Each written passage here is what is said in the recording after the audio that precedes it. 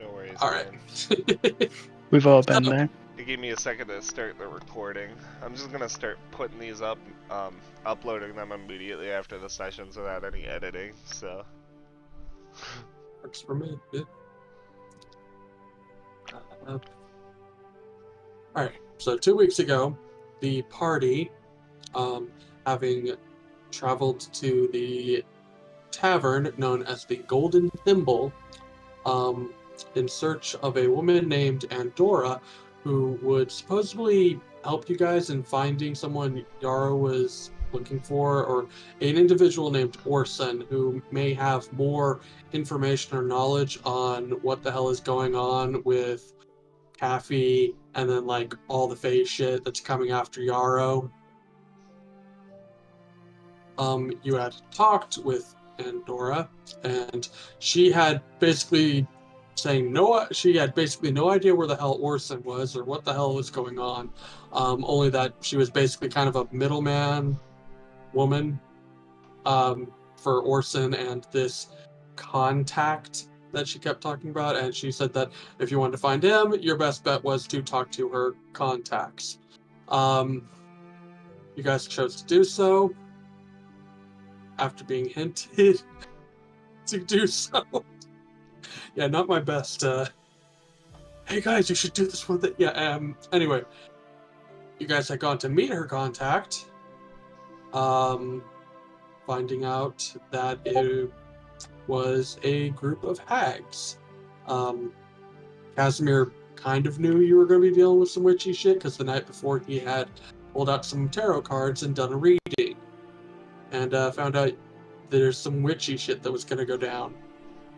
But you guys come upon a coven of hags, and we're basically told them, hey, we want to know this, like what happened to Orson, or like what happened to Caffey and stuff like that. And then the hags basically offered you a couple of different payment methods for the information, and before anyone could really argue, Casimir said deal on the offer of make me a promise, just a promise, or something like that. I have to.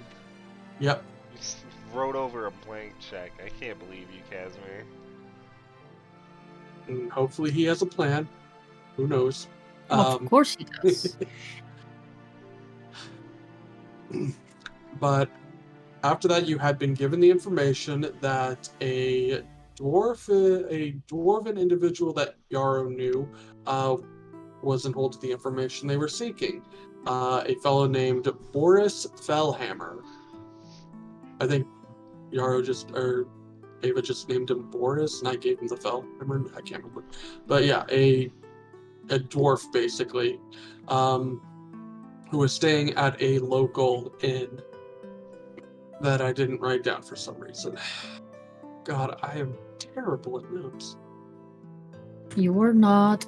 Yes, I literally am terrible at notes. Like, you don't even want to see the jumble of notes I have for Alex's campaign. I'm really bad with notes too. All you gotta do is just play it off. Like, just be like, yeah, that inn that you guys were at last week. Y'all remember the name? Yeah. Just don't even acknowledge that you forgot it. Like, honestly, that's what I do. Anyway, you guys had traveled to the inn, had been directed to the room that the dwarf was staying in, and had discovered that the place was filled with some strange individuals. Some most of the group, except for, well, actually only half the group, because Eddie,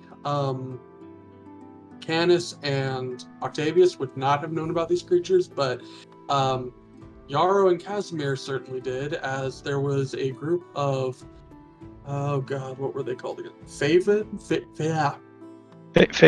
or something like that. Yeah, Favelin. Who are basically, goblins. Yeah, goblins with their faces that have been reversed due to an ancient curse by an archfey, who literally just did it for the fun of doing that.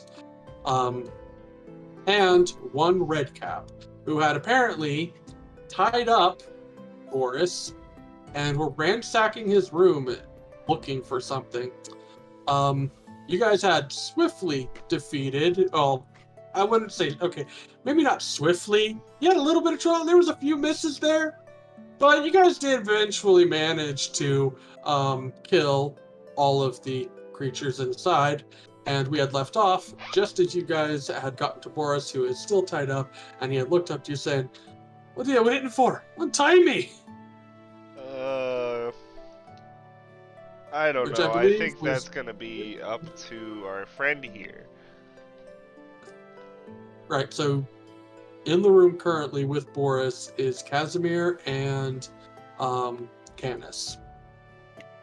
Yaro was still outside near the window that had been broken in because you guys broke the window to get in. Far off. Yeah. I'm gonna like look towards Casimir and just be like, you wanna watch him for a second? And then I'm gonna kind of walk out towards the other room and be like, Yaro, he's in there. He's all yours.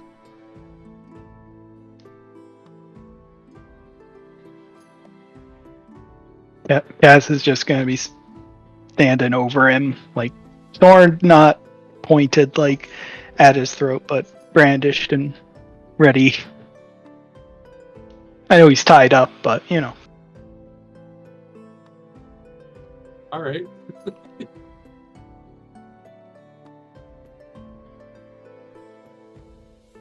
I don't know. Octavius is looking concerned around the room. Doesn't like the interrogation feel of this.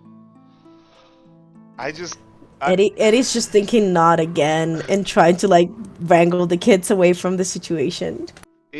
Is he dangerous, Yaro? Can we untie him?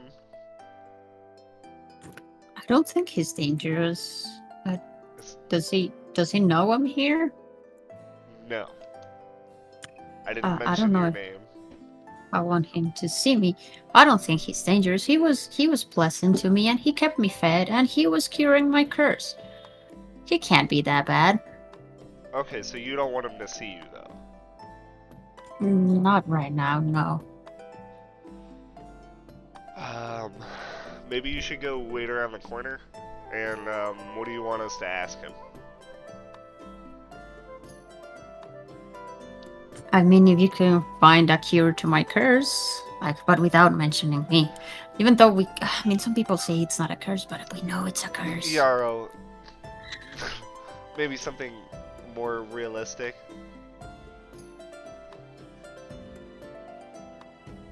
Maybe he can find my family or where, maybe he has some information on where I come from. I don't really remember much from before when I was a kid, I guess. A child, as you say. I don't want to be rude, Yaro, but how are we supposed to ask him about that without revealing that we're asking for you or about you? You're good with words, Canis. You can figure something out. Hey, yeah, here, Yara, I think this might make things easier, and I'll cast invisibility on you. Okay, Yaro, you just whisper what you want me to ask him in my ear, and I will ask him for you, okay? I have message. I can send you telepathic sounds. And I cast message, and I be like this. How silly of me, I forgot. I will, I will nod in a random direction like I'm making eye contact with Yaro, but I probably am not. And then, I'll head back into the room. Borris, we're gonna untie you now, but you gotta talk to us for a minute, okay? He just kind of looks at you all like... Yeah, he's kind of sitting here like, what the fuck is going on with my life right now? Kind of look on his face. Right? And I swear, we aren't gonna hurt you. And I mostly say that for my companions, so that they know we are not hurting Borris, everybody. Okay. Aww. Make a persuasion or deception check depending on which side you're going with. I'm being serious. I don't Alright. want to hurt Boris, and I feel bad about what we did last time. I don't want everyone to hate us, but I'm not very persuasive. He's sitting there kind of like, alright. Kind of looking slightly skeptical at you, as the fact that you had to mention that out loud did kind of unnerve him a little bit. Red flag, I'm sure. Like, there's a red flag there, like, guys, we're not killing this one. I am gonna kneel. Not this one. I'm gonna kneel down and kind of summon my weapon as a knife and slice his ropes. Excuse me? Oh. What? Okay, so yeah, you cut his ropes, and Boris is now free. Alright. Kind of like looking around the now destroyed room with the, well, what you guys are starting to, some of you would probably notice is that just after the battle, as you guys were having this conversation, some of the bodies of the creatures you just killed, seem to have mysteriously turned into piles of dead leaves. Almost like their bodies had crumbled into just decayed leaves that are now sitting on the ground. I'll probably turn my summon my weapon again as I'll summon it as a shovel and just start kind of stirring the leaves around. Actually, I'll just summon it as a big quarterstaff, as a big pole, and start kind of stirring the leaves around. So, sorry, let me just think of what exact questions I should ask you. Ask him about Kathy. Using message. You know where Kathy is, don't you? Just kind of looks at you like, who the hell's Coffee?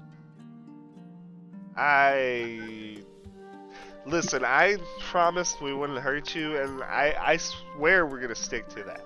But, like, you really need to tell the truth with me here. I'm gonna kind of, like, look at Casimir, hoping that he gets closer or something. Yeah, I'll step closer. I'll take a big step towards him, just kind of like cross my arms across my chest. Guys. I keep stirring the quarter staff in the leaves. These things are weird. I'll look to him and go, is there a reason Bavelin are pursuing you?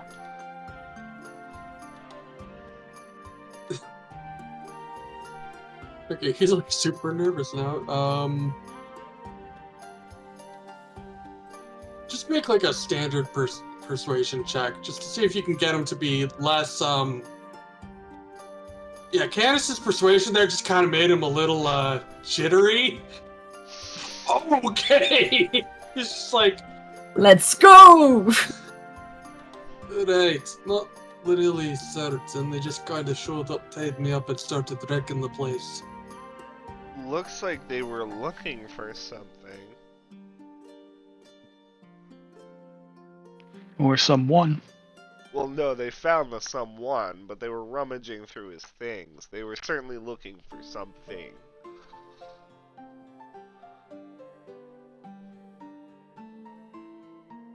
Like, looking between you two. Like, sorry, I have probably a second question. no, Most just likely... fast. Who the hell are you, and how the hell did you even know I lived here? Listen, we were just passing by and Not really important noticed who that we are. you were in trouble. But from now on, we're gonna ask the questions, okay? It's not just, you know, just to make things simple.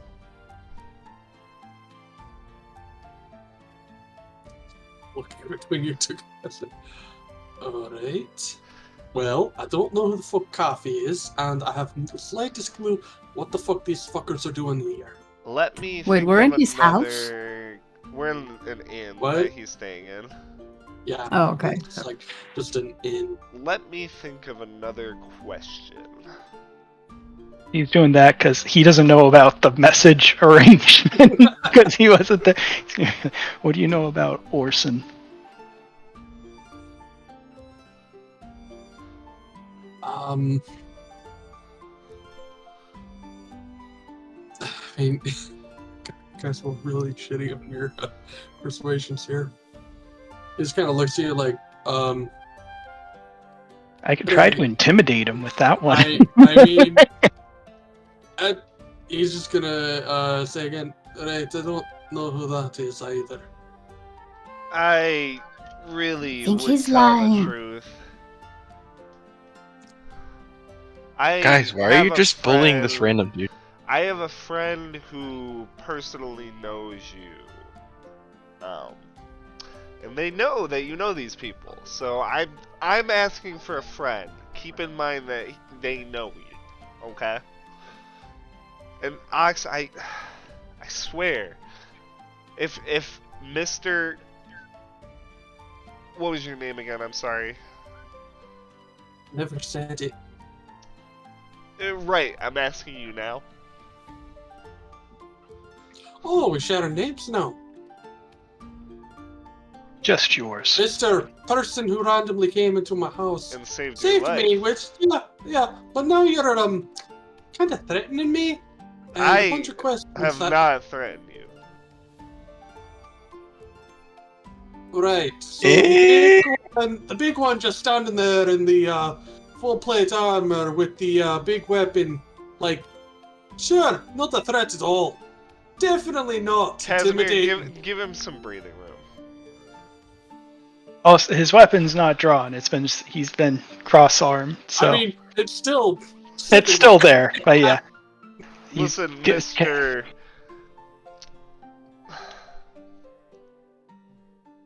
Borris, I am aware of your name. I just thought maybe we could be friends here. Well, that If would have you- been lovely if about you- 5 seconds ago, before you started asking all the questions. I mean, a little bit, what's the word I'm looking for? Asshole-ish? Is that the word? Oh, Why not are you asshole-ish, lying to us? I don't care if you think I'm an asshole or not. I'm not going to hurt you, but it is important that you answer my questions. And it's for a friend of mine who does know you. Why are you lying to us? If you would like to get up and leave right now, none of us will stop you. We will not lay a hand on you. Okay, we came Alright, you here. guys stop and starts leaving. Wait, we won't. I step back and I stay true to my Alright, word. yeah. I follow him if he leaves. I'm still invisible, I assume. I want to not let him leave, but also like kind of feel like we should maybe, but at the same time, I I'm don't. trying to prove to him that we don't have ill intent to him, so I think maybe trying to stop him from leaving is not the best idea. Yeah, that's why I'm not. But internally, like he's Casimir screaming in his head. I'll walk after him and be like, Boris, can we buy you a drink? You saw Boris kind of like left the room and is kind of like looking around. Alright, later. Alright, Yaro, where are you? I know you're tiny, I know you can hide, and you're the only person that I know who wouldn't... Yeah, basically, you're the only person he knows that would also know the other people. I'm sorry, I tried. That's fair.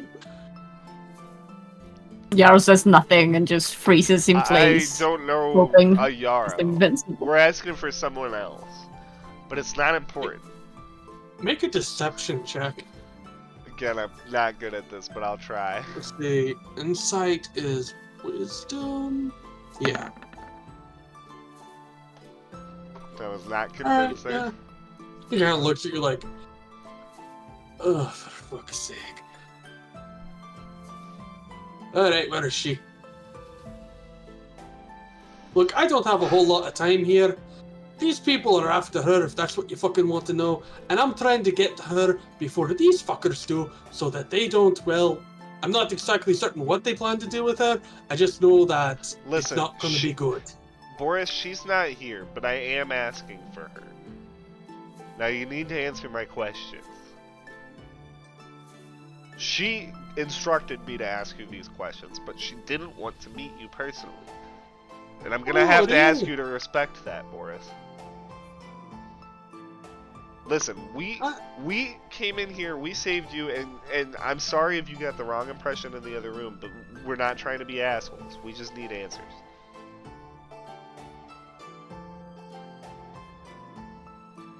Make another persuasion check. We love those around here. Yep. Yeah, why do I have to keep making these? Fuck. Because you're the one who keeps Just keep talking. talking. Eddie, help me out, damn it!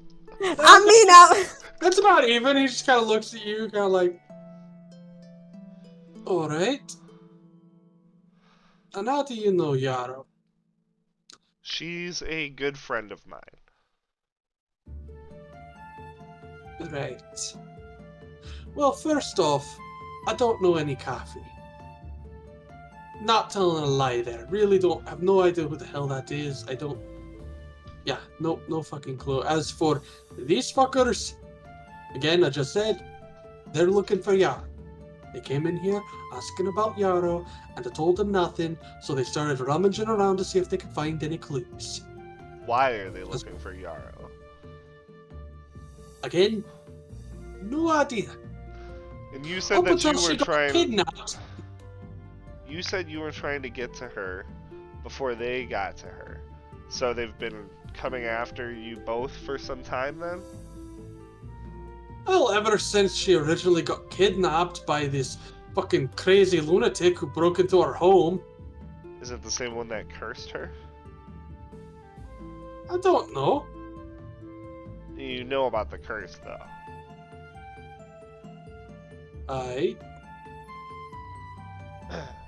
Between you and me, is it real? The term curse is more of a simplified answer to a more complicated problem. That's not an answer. Well, I was going to continue answering that. That was more of just a precursor to a longer answer, but then you had to interrupt me there. So, my apologies. Are we good? Can I continue here? All right. Right. So it's not so much of a curse. That's a more simple way of putting it.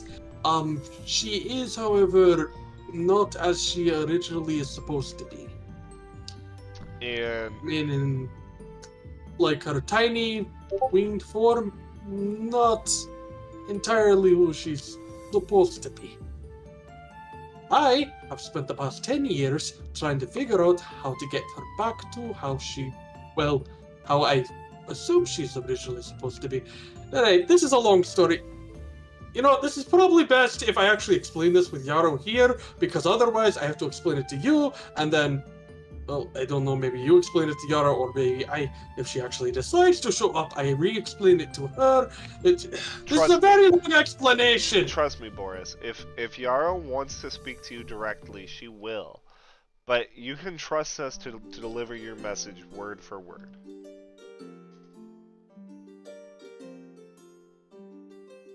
Even if it is a very long story. Alright, well, I hope you got a piece of paper and a pen. I'll store it all up here. You better be listening, Yaro. Of course I am. So, about 10 years ago, I was just, well, oh god, terrible at telling stories. So, quick explanation, I guess. About 10 years ago, I first ran into Yaro. When I found her, she was literally just at the side of a road, didn't know who the hell she was, or had any memory of any past. Well, I couldn't just leave her there because, little thing that she is, she probably would have been picked up by wolves or some other degenerate kind of eyes, Casimir. Anyway, so I brought her home with me.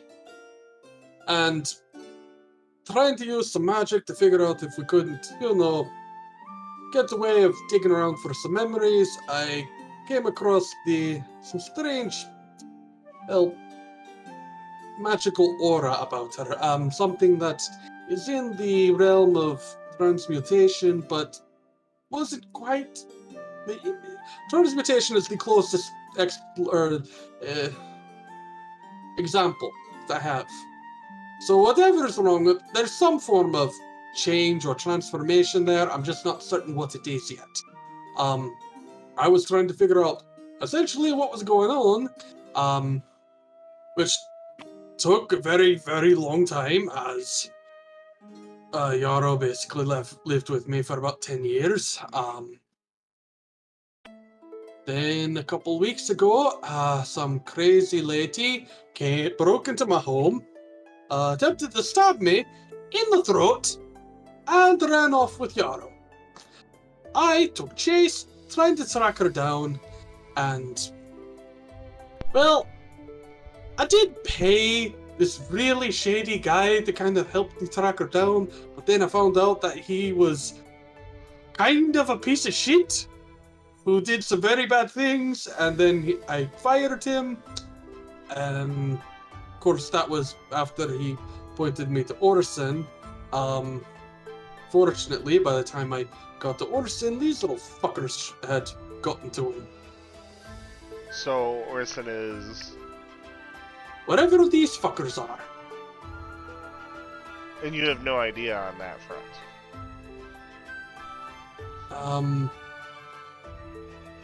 Well, not really. But just in case Yaro is listening, kind of like looking around. She's not. Right. Well, you might also want to tell her that I may have found out a way to remove said curse, or reverse what has been done, to try and get her back to however originally she was supposed to be, or how she was supposed to be. Is that something you can do for her now?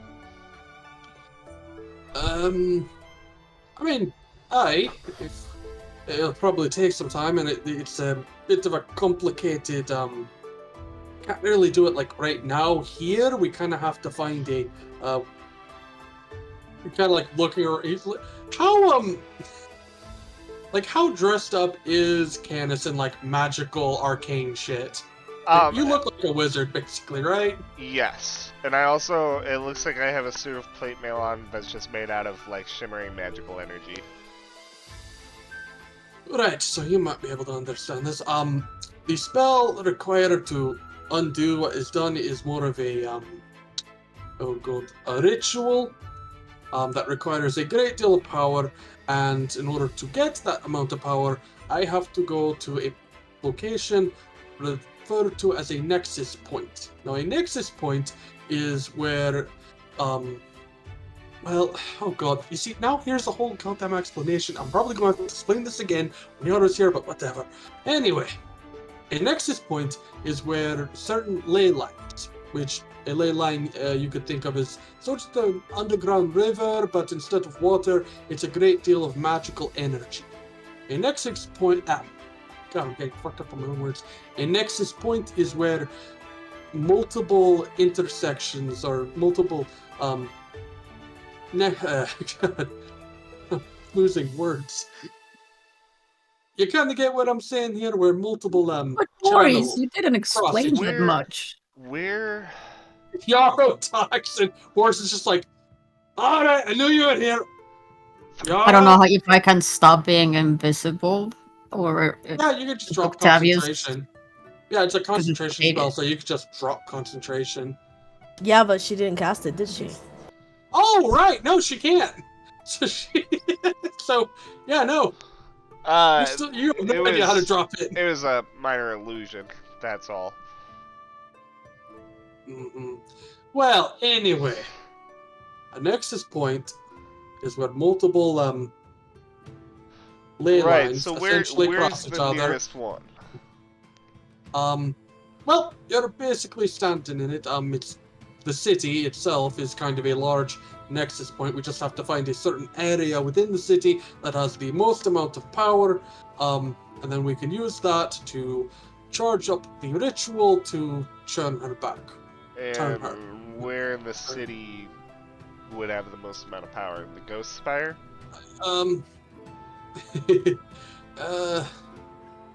Yes and no, they're kind of... They don't really tend to hand out that type of, stuff to just randoms. But they're... Luckily, through some research, I managed to locate a possible area in the city, that could be used. It is a bit sketchy, I will have to admit. It is in part of the catacombs beneath the city. That's a whole different story.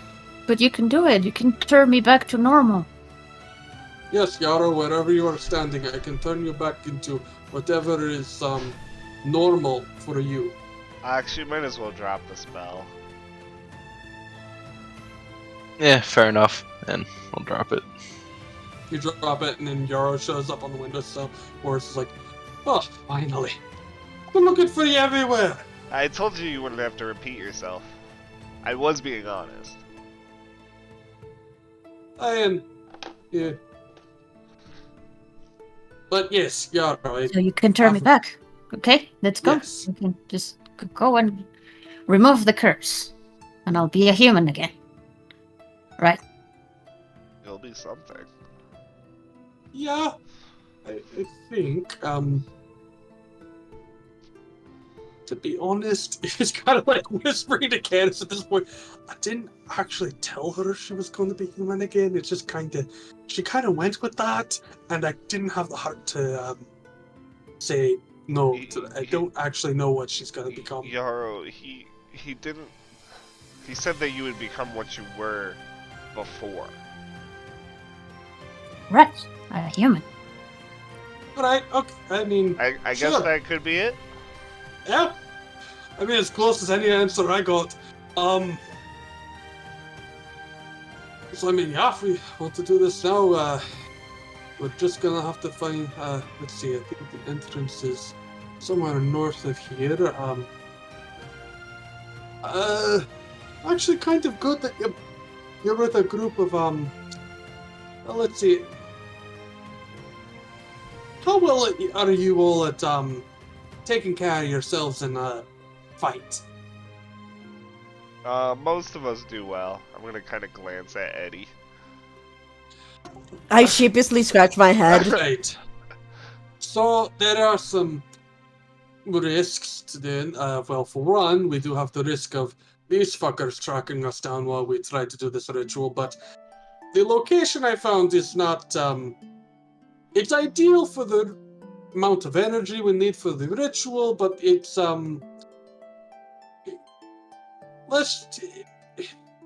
it's a place that was once used by necromancers. I'm just gonna say it.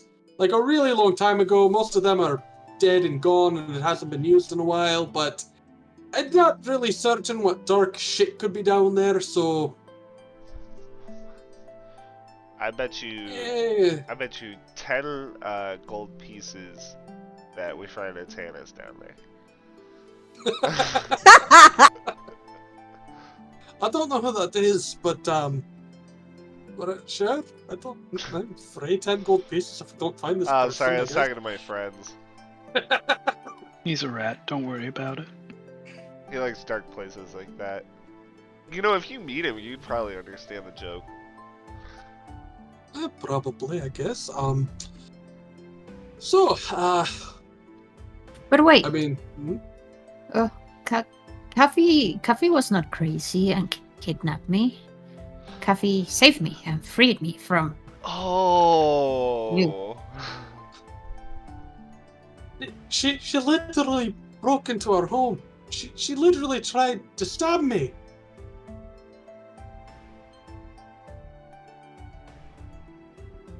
You can There see it is. Yaro super conflicted. Was Yaro free to leave your home, Boris?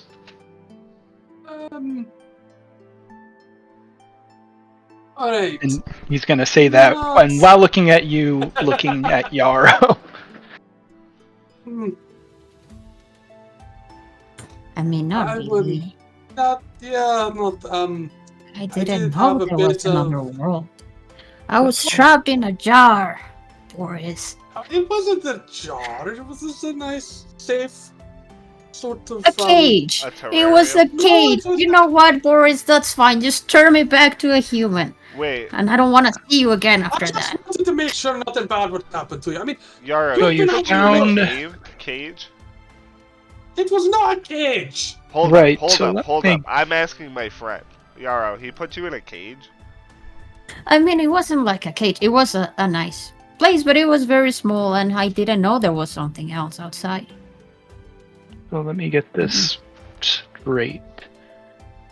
Boris kept you in a cage, and Not a then cage. after you find Yaro on the street, unaware of what's going on, bring her back to your home, imprison her, and then when someone comes to her aid, you continue to try to track her down. The You only see reason- how it's a little But suspicious. Casimir, if Alright, he let me just knows how ask to you remove this. the curse, it doesn't matter. He's kind of like... Yaro, since you left, how many times have you run into trouble or nearly died?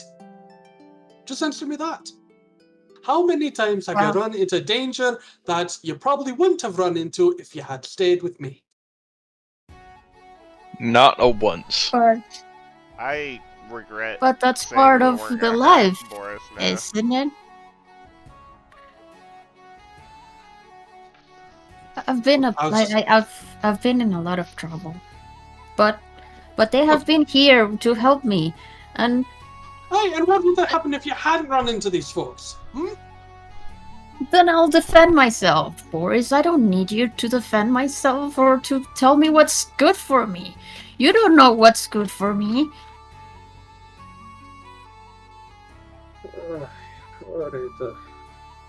Look, maybe I made some questionable choices. Putting that aside, The kidnapping and Do false you- imprisonment. I didn't kidnap her. You found a person off the side of the road and But decided he to was just trying take not them to with kill you. me. His reasons were correct, I guess. He just did it wrong. You didn't think to look for her parents or anything? I mean, what the fuck? I found her at the side of the road near some woods. How many Miles days away until from any living area. how many Shut up. days until after you got her home was it until you decided to put her in a cage? Was it any And- days at all, or did you Well, already have the okay. cage ready?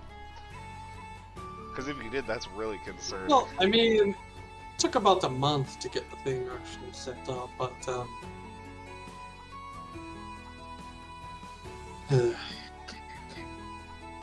look, at this point, we're just like, do you want to go through the ritual or not, Yaro? Really, your choice. You know what? At this point, whatever. I'll just leave if you don't want my help with it. Bye. I do want your help, but you lied to me for so long, and I don't trust you that Because I much. didn't want you fuckers. I didn't want you to get hurt or something stupid happening. Just fix me. Just fix me, and then don't talk to me again. Boris, I'm a father myself. I have a daughter. While I was scared for her to go out into the world and possibly be hurt, I figured it was best for her to make her own choices and mistakes and have her own adventures instead of locking her in a cage. Food for thought for you in the future. Right. Well, let's go do this then. Unless you all want See, to that's, wait. that's I mean, the difference longer. between you and Boris, Casimir, is that you are a father. Boris is... Boris. Right, let's go do this ritual so that we don't have to smell this guy anymore. Just kind of rolls his eyes. Alright. And he kind of, so we're doing this tonight, or do you want to just sit around for more of these fuckers to show up. How about you lead the way? Alright. And he leads you out of the inn. Doesn't bother locking it up because his room's basically already destroyed. There's nothing valuable to take. He just grabs like a satchel with some like what looks to be arcane components, likely for the ritual, and then heads out. He leads you guys a little bit north of the where you were currently at. So let's go to the map here. So you're currently kind of like in the southern part of the Market Road district, and he leads you north into the Cliffside district, getting closer to the actual cliff face, leading you into what essentially is a graveyard. As there's a big iron fence that kind of like, you guys, I mean, you managed to open it. Let's not go through the, I mean, we could go through the RP if you guys tried to open a locked fence. Really want to. I mean, if we're just walking along, Yaro was probably like talking with Casimir. Like, well, actually, no. Casimir, Boris would I take told out a Tell you spell all. just to cast the knock spell on the lock, which unlocks it. Right. Let's see here. He pulls out a piece of paper, starts like looking at these different God, what are they called? Shit. Mausoleums. Mausoleums. Mausoleums. Yes. Until he comes to this certain one that's kind of like the name of the family has been like crossed like through time, has just been eroded from the stonework, and there's a large iron door that he kind of goes up to, uses the knock spell again to unlock it, and opens it, and inside there's actually a stairway leading deep beneath the earth. Alright, any of you need light? Now is the time to light it up.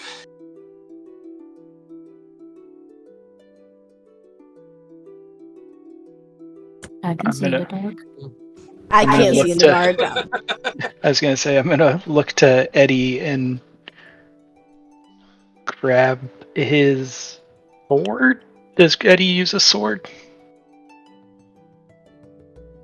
Oh No, man, I have a grab his dagger. sword comes out wrong. Got a shield. Big glowy shield. Yeah, big There we shield go. is better. I'll put my hand on his shield and cast light on it and just go luminous. So now he can see.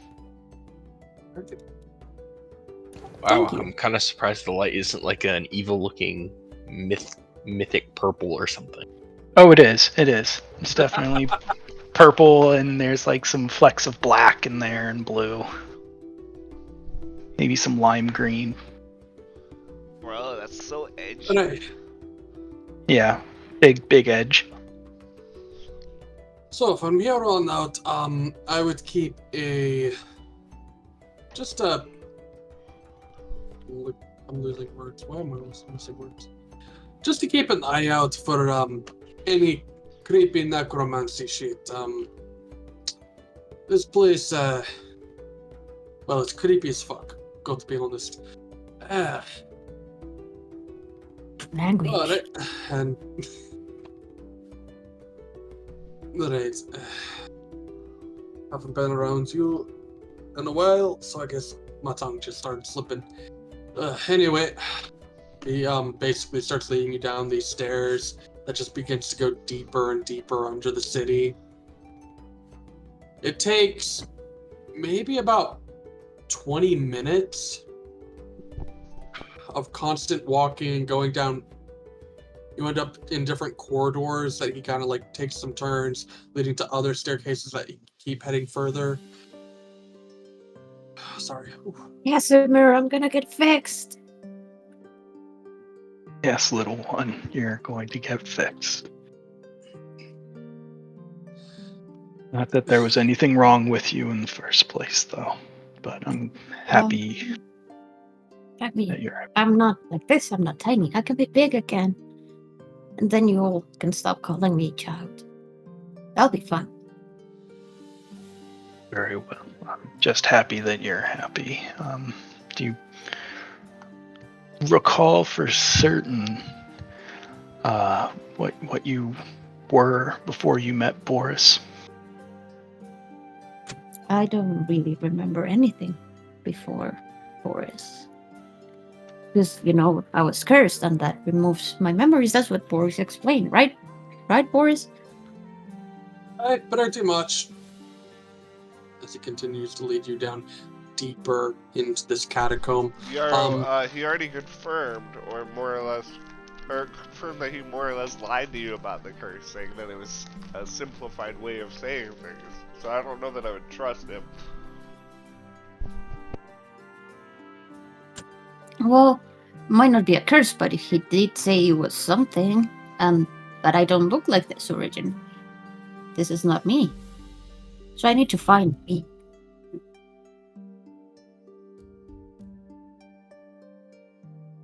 Right. So as you guys are having this conversation, as he's leading you further down, you start noticing that the stonework, which had looked a little bit more, at first it looked a little more modern with like, okay. Sorry, Casey, that your leg is cramping.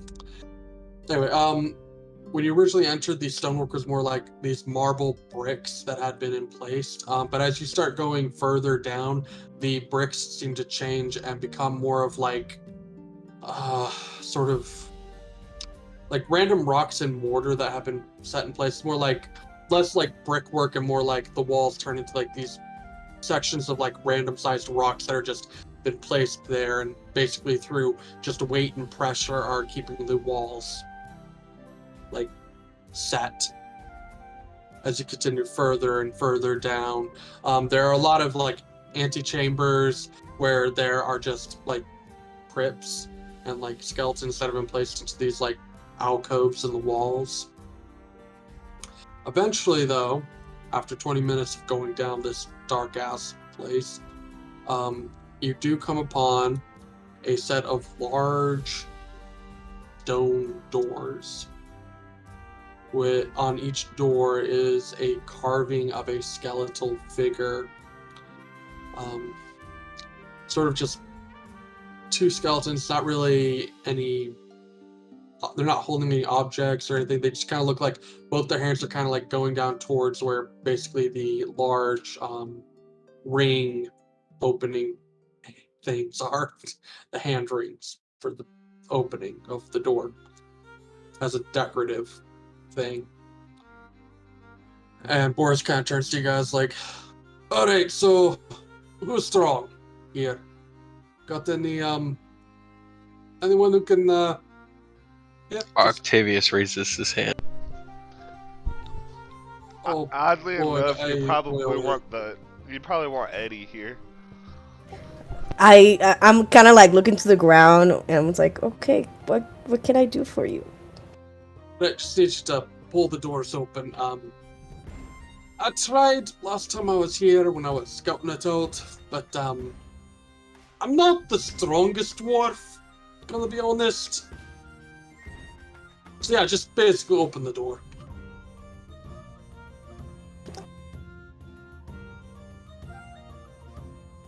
I assume you go up and try to open the door. I tried to open. Can you guys hear me? Okay, yeah, we can now. You just like Okay. made like a small blip of a noise when you're talking earlier. No, my bad. I think my headset is dying. So I tried to open the door. All right. As you grab the reins and begin to like pull as the doors open outward, I want you to make an athletics check.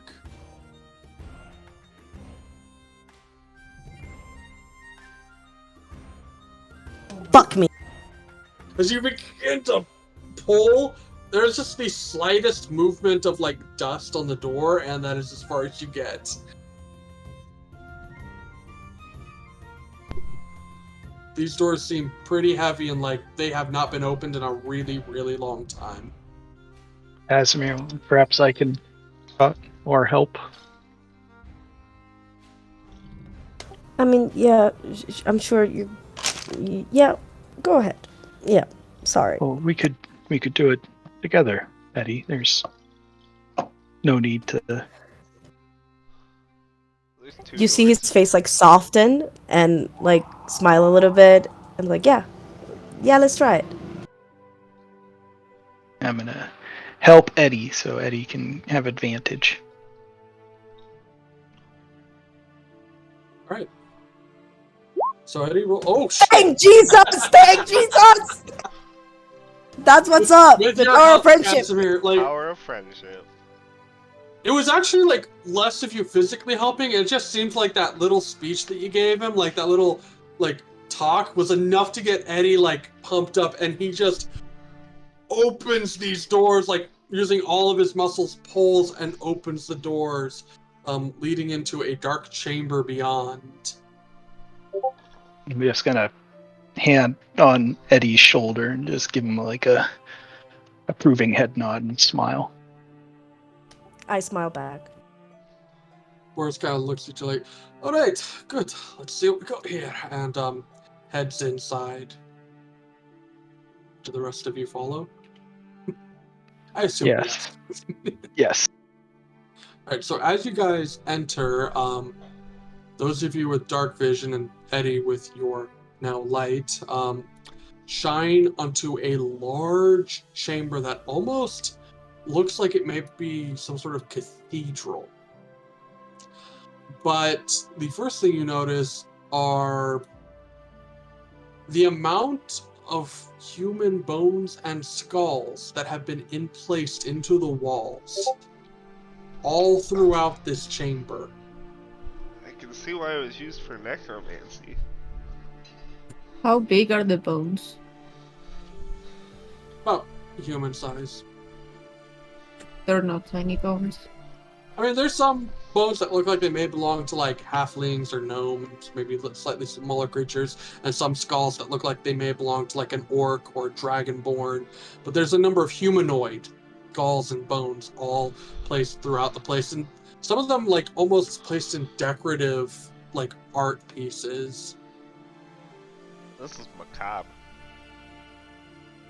I kinda knew metal. it was gonna be part of some necromancy shit, but this is a little weird.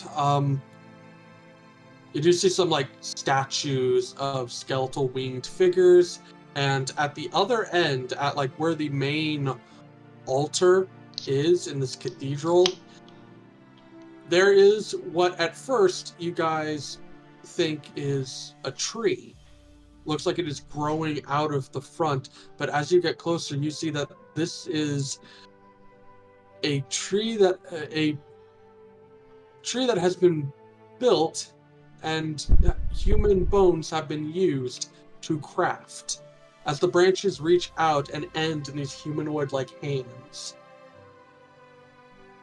Don't like that. Does anything in the cathedral seem to be of witch origin or nature, or This would be a history check.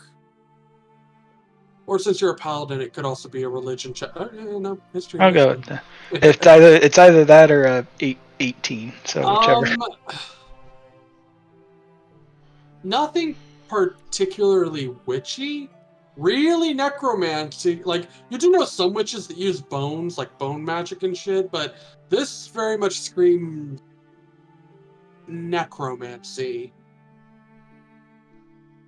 Gotcha. I'm also gonna use a divine sense, because I would like to, see if I can sense anything. Alright, what is it? I know it's undead, so celestial, fiend, or undead. Yeah, I think apparitions too, or no? No, it just says celestial, Yep. fiend, or undead. So Yep. as you release this, you detect, besides the normal detection that usually happens when you cast this near a certain individual. You don't detect like a particular like undead, but you get this weird sense in the back, like almost like this tingling in the back of your neck. Like this room itself seems to emanate undeath, that sort of life force. It doesn't really like ping you onto like a singular undead type of being, but it's just the whole room as a whole has that undead aura about it. Okay. Nothing. I'm not getting anything from Borris. No undead from Borris. He is alive. Fuck that guy. He was taking care of Yaro. Taking care of. He saved me and then kidnapped me, but it's fine. Less horrible shit has happened with him than with you guys. We could make him undead. Or just regular dead. Regular dead is fine. Well, as you guys are coming into this chamber and as Casimir is like using his magic to detect undead, Canis, Yes. you enter this room and there is a strange sort of how do I put this? A strange feeling that kind of overcomes you, like like when you've entered a place and you just have this sudden feeling of dread or like your stomach dropping, as there's almost like a chill that goes over you, and you like in the corners of the room start to see shadowy figures moving about. So, and then they start to come out of the shadows. They look humanoid, but they're made of complete shadow, and they almost look skeletal in their form. As they come out into the room, walk past you, and almost appear to be filling it. As you look over to see where they are following, you see apparating in front of this tree a large shadowed figure that looks to be a massive skeletal humanoid, 3 skulls sitting where the head would be. And as you are watching this, like this just happens within a second, and the next you blink your eyes and it all disappears. This isn't right. This isn't good. This isn't right. You guys saw that, right? You feel this? What's wrong, Canis? I've been detecting a general What you sense do? of undeath, but There's something under that tree there. This is wrong. We shouldn't be here. What in the tree? Yaro looks around. You see the massive bone-like tree. But nothing standing out, weird. Make a perception check if you're just doing a normal like look around the room, or investigation if you are actually trying to like look specifically, like investigating the tree. Whichever one you're Yeah, I'm deciding. kind of looking for something weird or whatever could Alright, creep so out. just perception check then.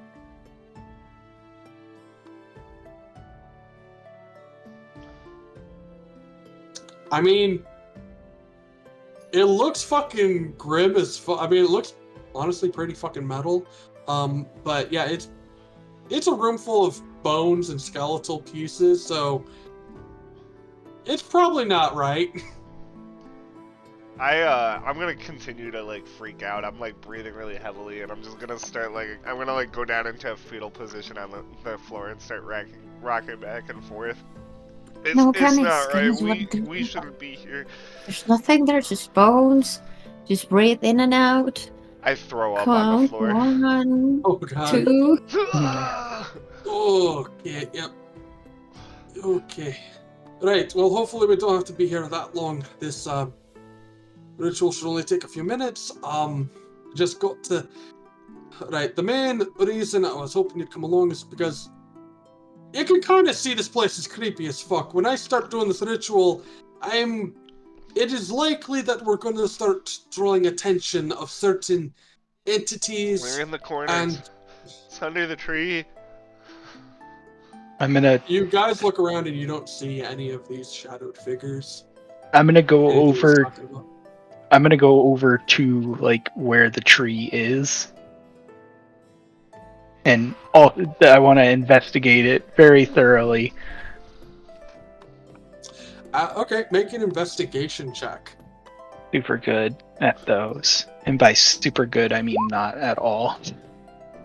I'd help you if I You- wasn't freaking out. Go up to the Yeah. tree to like investigate it, but I mean, it's a tree of bones. I would say just by generally being able to look at it with like your normal eyes, you do see that the bones themselves almost seem to be held together with what looks to be a red amber. And it's But other than solidified. that- Yep, it is a solidified, like reddish. I amber. figured. Because you said amber, but I just wanted to make sure it wasn't as another description. I'm gonna see that and just look to Cans, be like, I'll stand in front of the tree, and if anything comes from it, I'll be ready. Assuming Yaro, you of course still want to go through with this. Yes, I want to be fixed. Of course. Why would I not want to be fixed? Just wonder if perhaps this isn't a fix for you, or perhaps maybe you did this even to yourself, since you can't seem to recall how you came to be this way. But it's your decision. I'll support whatever decision you make. I wanna be normal again. And I wanna feel safe outside again. And maybe this can achieve that. You guys are talking about this, and Boros is like actually starting to set up the ritual because it's like, Yeah. what you fuckers all the way down here? You should have fucking told me before I brought you fucking. Like he's just mumbling this shit as you guys are talking. It's like, ugh. As he's Yes. setting up a sort of magical circle, he takes this sort of like bluish crystal-like powder and is like kind of laying it down with like magical lines on the ground, sort of like in the center of the room, not directly like near the tree, but just in like kind of center of the room itself, like as he is getting things ready. Right, so we're ready to go. Last chance to bail out if you want to. But like, can you tell me a bit more about it? What could go wrong?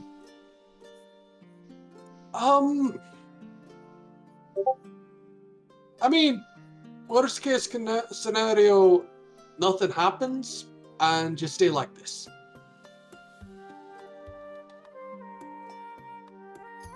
And what happens if it goes right?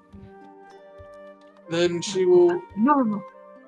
I'll be she a will hero. revert back to her original form. What exactly was her original form again, Boris? I told you I didn't know, like I only met her as this. Insight check. Alright. Make an insight check. But I obviously had someone. Obviously, Edward was sitting there like, yeah.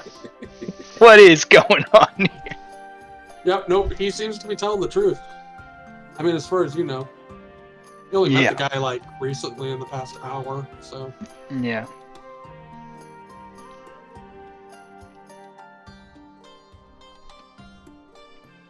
We've only been traveling for a couple of weeks.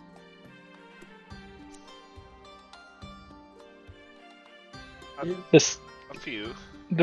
Pretty rough weeks, huh? Yeah. right? I'm gonna stand This- up. I'm gonna summon my my weapon as a great sword, kind of plunge it into the ground next to me, and be like, "Well, when we start this, we're gonna get attacked, so everybody get ready." Right.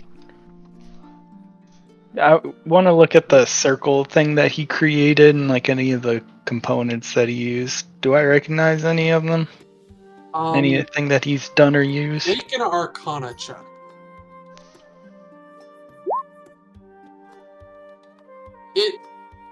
I mean, as far as you can tell, it looks like pretty normal wizardy shit.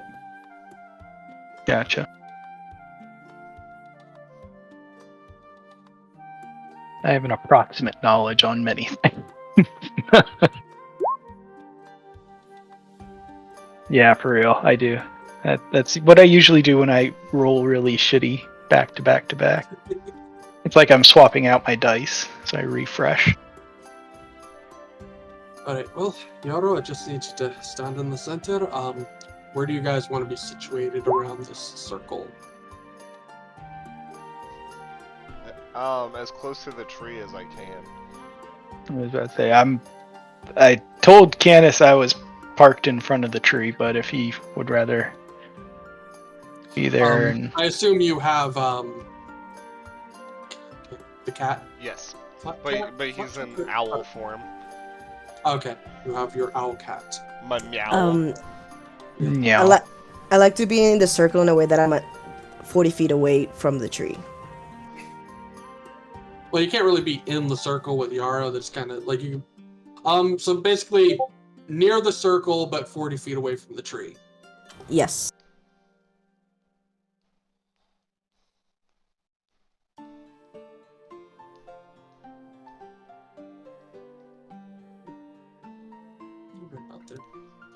All right. What about you, Octavius? They're setting up for the ritual. Where do you wish to be placed? If there's a back towards the back, I don't know. Like, there's a big creepy tree. I mean, Yeah, the bone tree. all right, a lot of people going for that bone tree. Yeah, like bone tree is gonna be the most dangerous part. Yep. The bone Except zone. for Eddie, who is on the opposite side of you guys, opposite side of the tree. Yep. It's okay. Octavius Where do is you- just a bait character, so Mike can. Where do you want Sorokva? Yaro. Hold on. I assume near you. Yeah, like if he cannot be inside the circle, just as close as he can get. Alright. Alright.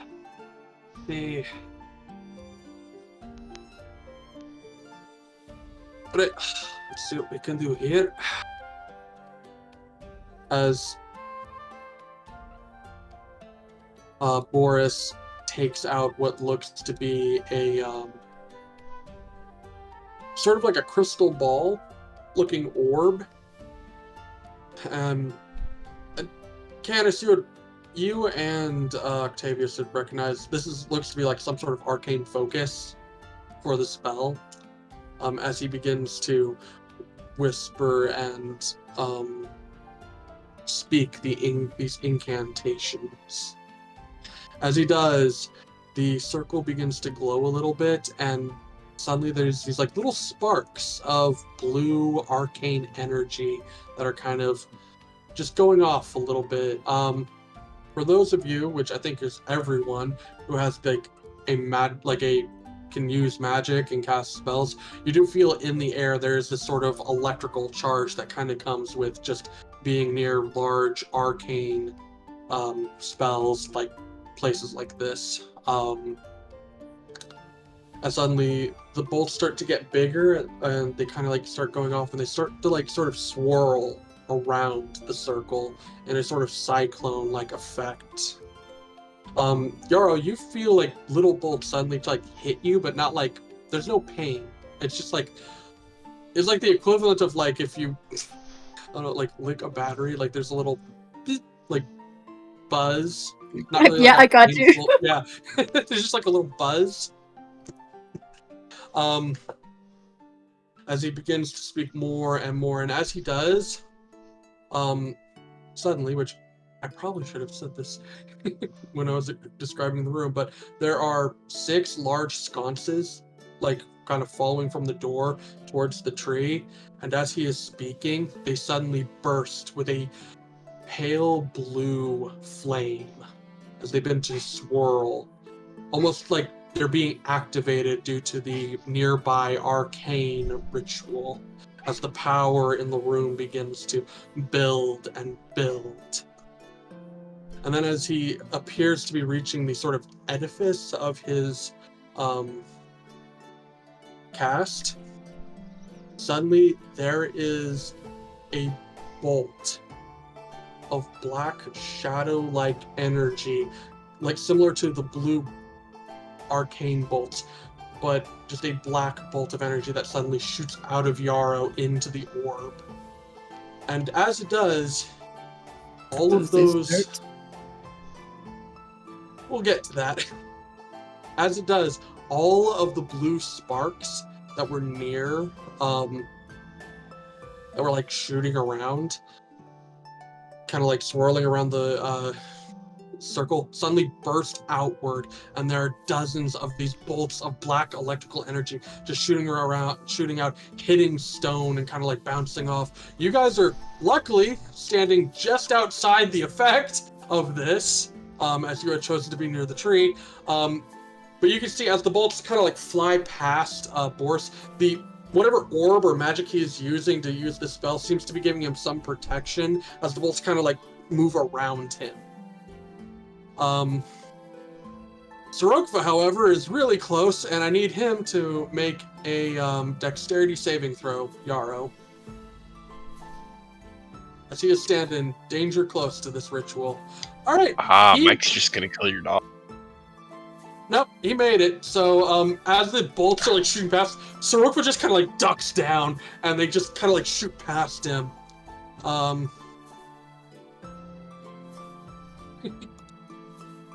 But Yaro, as this is happening, you suddenly feel like you are being ripped in half. There is a terrible pain that is shooting through you as you are now surrounded in this vortex of whipping dark energy as you yell out, and there's this explosion of shadow-like energy. And Borris, from where you can see, the rest of you can't really see him too well because he is being surrounded by these dark electrical bolts, but Yaro, you just see the most wicked smile on his face as he is doing this. Fucking knew it. And as this is happening, I just he scream. kind of yells I out. just scream in pain. You hear Yaro yell out in pain. I assume you guys are about to get ready to just like What's go in there, happening? see what the fuck is happening. As you like get ready to go in there, suddenly Borris yells out, "There, take." Oh god, I'm forgetting my words again. There, no one pulled you out part of the deal, and hold them back. You almost think that he's talking to you, but then suddenly, Canis and Casimir, you hear the movement of large steps in front of you, and a voice say out, "Hello, little friends," as emanating in front of you is a large humanoid figure with a horse-like head. A creature that Casimir, Yaro, and Eddie have seen before. The last time you saw this creature, he had ripped out the guts of Barnabas. And as he appears, smaller creatures begin to apparate in the area. So, I'm going to take you to the map. Oh, good. All by myself. Yep. Let me just clear the order here. Clear. Alright, click on your tokens before you hit roll. And then roll for initiative. Oh, I have such a bad initiative roll. I got a minus fucking score to initiative. Oh, I already have horses, but alright. Ooh. Still did better than me. Yeah. You did a lot better than me. I gotta save Yaro. How tall is the room? I need to know. Oh, we're probably looking at. Let's see. Here's the wall here. I'd say roughly about 50 to 60 feet, all the way up to the apex. Oh god, let me find the stat block for the Favelin. There we go.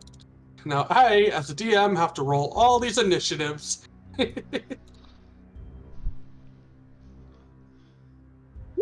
Oh, dang, they did pretty well. I would definitely want to look, Alright, he did not do that look well. over at Casimir and just tell you real quick. Boris, I'm gonna go for Yaro. You take care of this bastard. Boris did not do that good. Casimir would draw his sword and just kind of sing gladly. He still has a vial of Barnabas's ashes that he holds dear to sending- him. Barnabas was a cool character. I'll never Yeah, forget. he Yeah, was. he was. Barnabas was the goat. I feel like he really brought the party together early on. Yeah, definitely. Alright, so, as it starts with the Favelin. So, get some action music going here. Need something creepy. Here we go. Sauron and Mordor theme music from Lord of the Rings, that'll work. Yeah, well. Alright, so, first up with the Favelin. Top of the round. The one next to you, Canis, is going to try to attack you with his scimitar. Bring it on, armor class 17. Ooh, but misses with a 5. The next up is the one right in front of you, Octavius. Wrong thing. As he tries to make a scimitar attack against you. Does a 14 hit? I don't think so, no.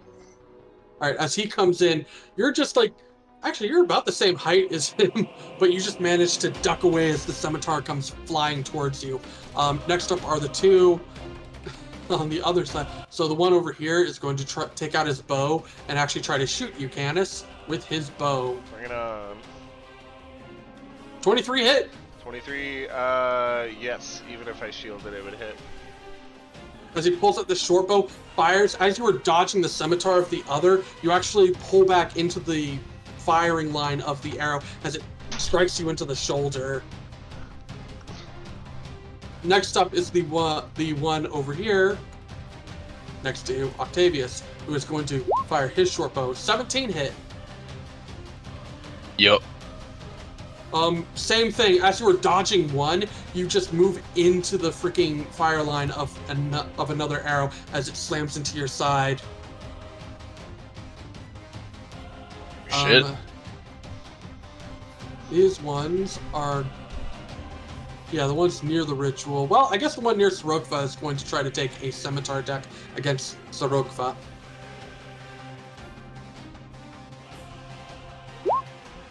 That misses, as Sorokva, like with the twisting energy, he just can't seem to really like, get in there.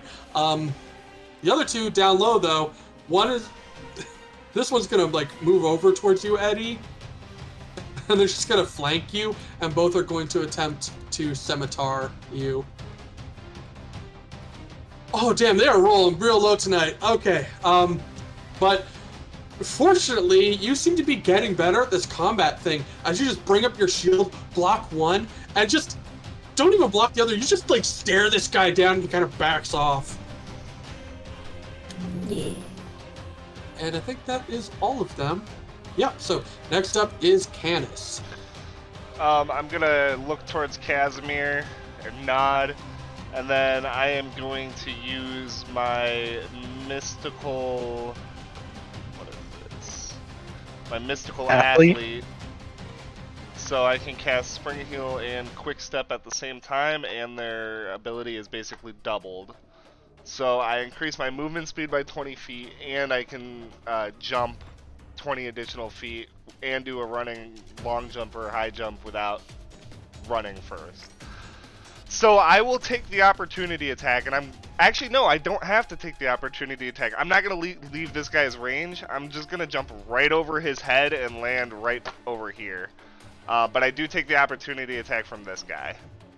Alright. 15 hit. It does not. Alright, as he comes in, and you just magically jump out of his range. Just fucking do like a force flip right over this guy. And as I do, a great sword materializes in my hand as I land, and then I am going to, kind of the ground crumbles under my feet as I cast Rumbling Charge. So I am going to just fucking sprint at Borris, full force, and then slam into him with my shoulder. As you get about here, I need you to make a dexterity check. Ooh, I'm bad at that.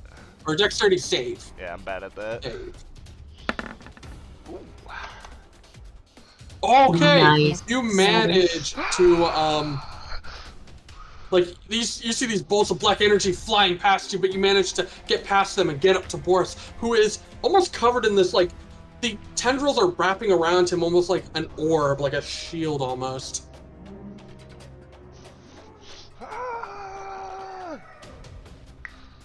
Alright.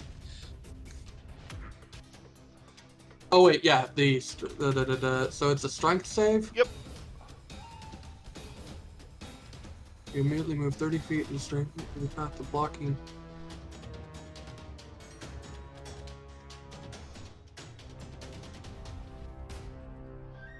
Yeah, so he either takes 9 or 4, depending on if he makes the save or not.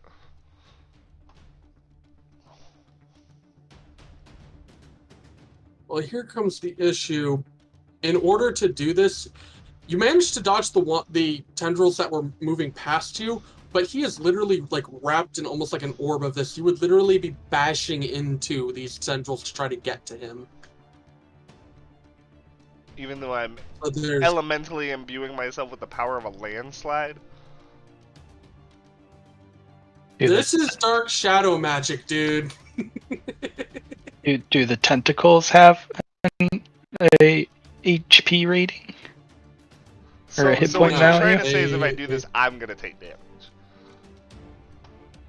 I mean, you likely be able to get through and hit him with this, but you would be putting yourself basically straight into whatever these things are. So it is likely that you may damage yourself at the same time, but you may also be able to get to Borris. I gotta save Yaro. I'm gonna go through with it, yeah. Alright, so he is gonna make a strength save. He is not the best at strength. Yep. Let's make sure I have it on public. Alright. He makes the save. Does he take half damage? So he takes 4. Yeah. Alright, and he's not like, does this move Nope. him, or just like It just hits him. Alright, so you like ram into him, but like as you push through these black tendrils. Yep, there it is. Okay. You take 9 points of force damage as you just hit into him, but then these like tendrils almost seem to push back with this I was pain. really hoping for necrotic. That's it for me.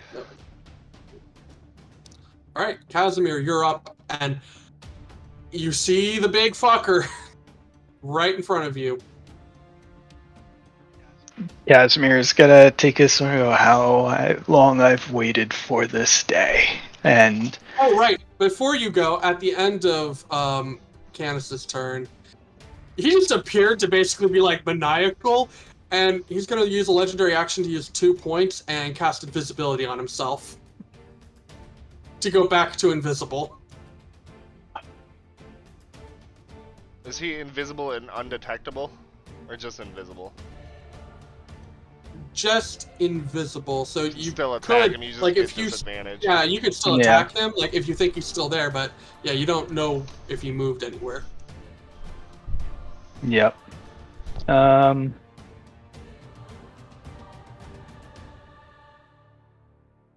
Okay.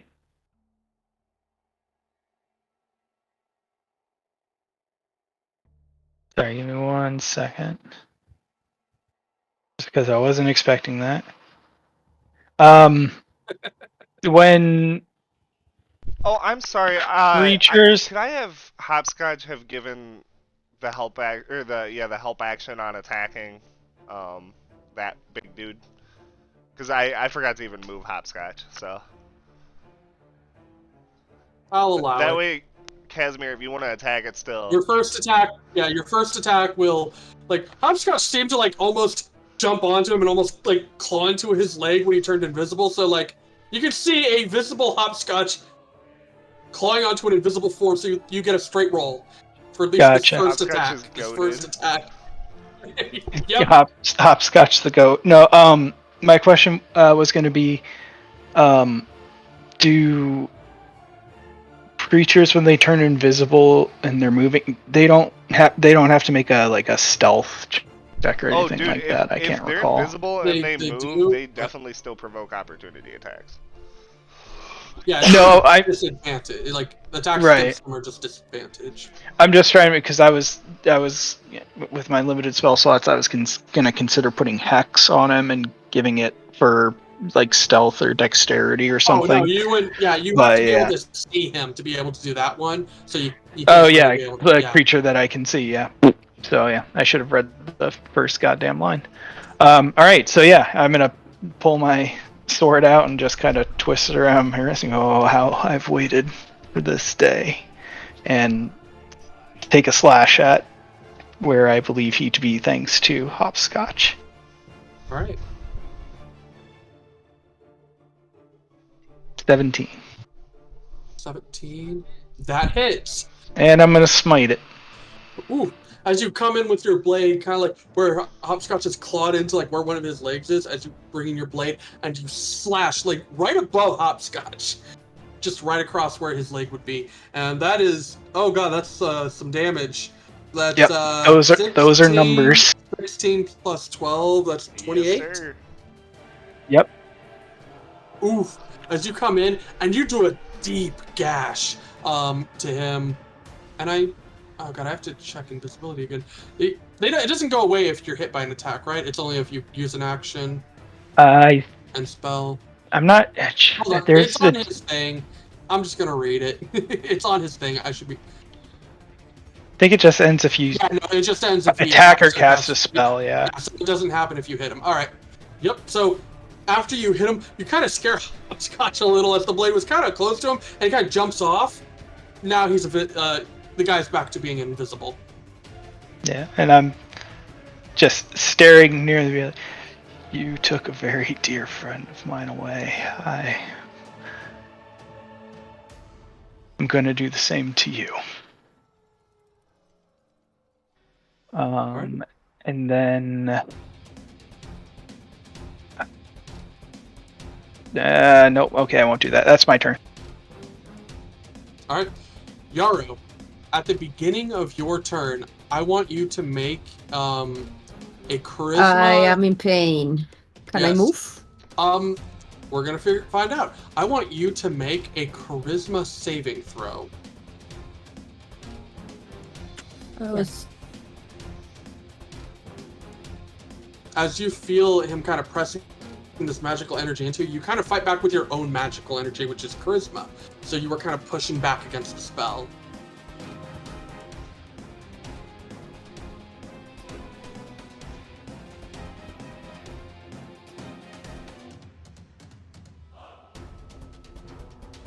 Is it being slow?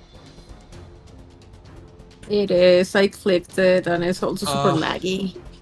Ah, damn.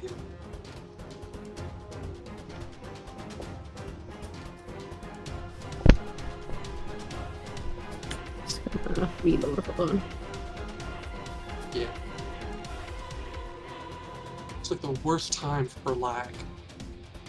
Yes, god damn it. I even like purposely made the map not like dark and shit with the lighting so it might help you guys. Damn.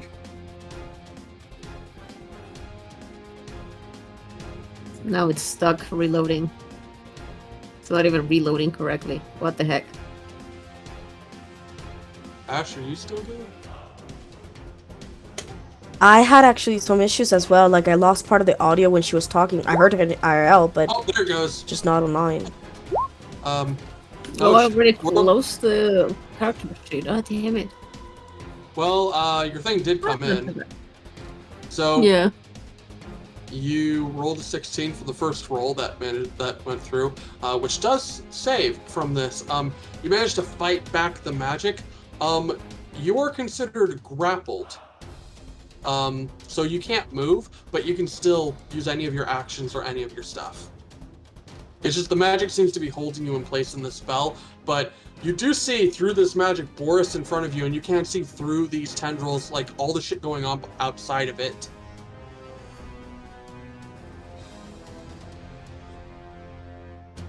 Yaro, I'm gonna get you out of there. What is, like, how do I feel grappled? Do I feel something restraining me?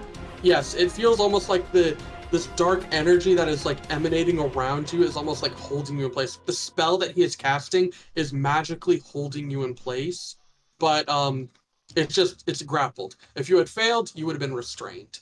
But fortunately you saved, so you are just grappled. You basically just can't like physically move. Like you're basically Awesome. movement. You can still move your arms, you can still like make attacks and shit. You just can't seem to like move your feet. You're almost like being suspended in air off the ground. If I remember correctly, I have Firebolt, and I was looking at Boris before he went invisible, so I have an idea of where he is. So I am gonna do Firebolt, but Roll20 still has not loaded.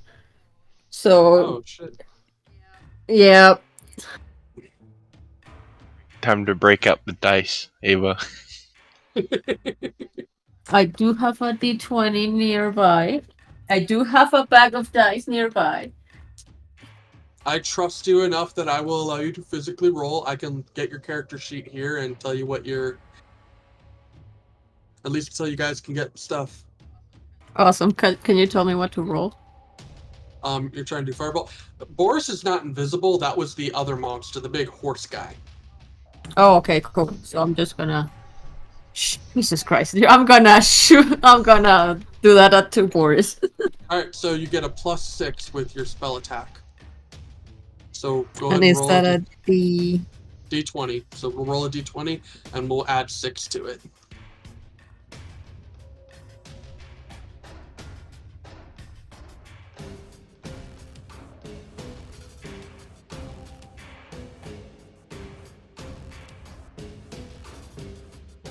I don't think that dice in real life. Holy shit, I got a 1. Oh shit. What I else? was making a joke. I said I don't think dice in real life buffer. Yeah. I was looking for it and I couldn't find it. I was like, oh god. Unfortunately, But no, I got a 1. Not as 1. you launch your firebolt, it just gets tangled up in all this like web of energy and just kind of just torn apart before it hits him. Oof. Great. And I'm gonna have Sorotga try to bite him. I don't remember where Sorotga was. Sorokva is right next to you. He is actually within range of these bolts, so at the start of his turn, I need you to make a dexterity save for him. Is that a D20? Yep, go ahead and roll a d20. I will get his up. I think he just had like a straight 10 to dexterity, so... 13. So 13. Yep. Oh, he gets a +2, so that's 15. He makes it. So Sorokva, for the second time, manages to get the fuck out of the way of these bolts. And not get launched. So what do you want him to do?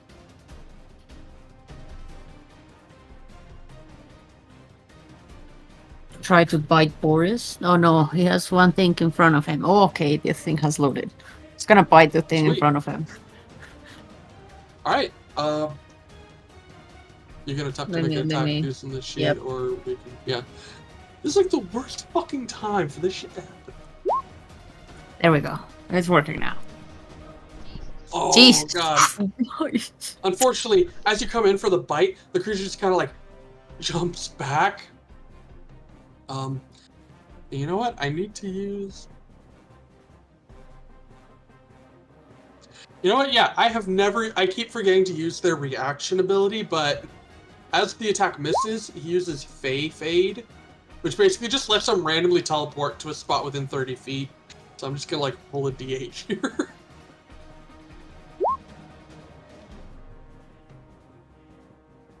Alright. Yeah, somewhere within like 30 feet randomly, which actually puts him kind of near Eddie. I'll say like teleports as far as here. So yeah, he teleported near Eddie. Lovely. Anything else, Yara? That is it. So if I can move now, that the thing has randomly teleported.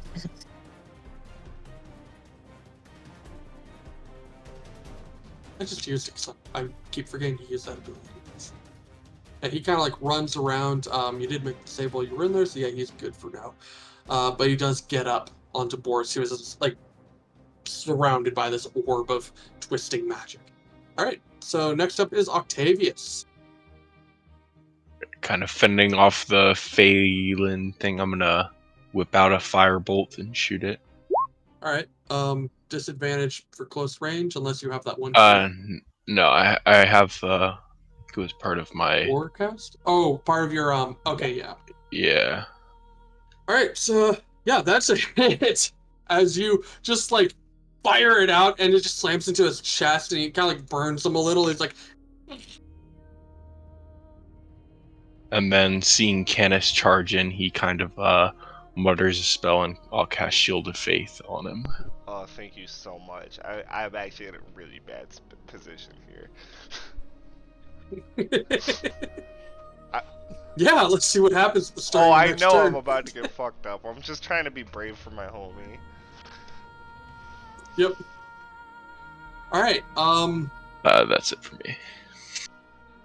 Next up is the horse guy, the guy which I'm really wishing that monster manuals would put in like a pronunciation of the fucking names, so I don't have to the Tikbaland, the Tikbaland.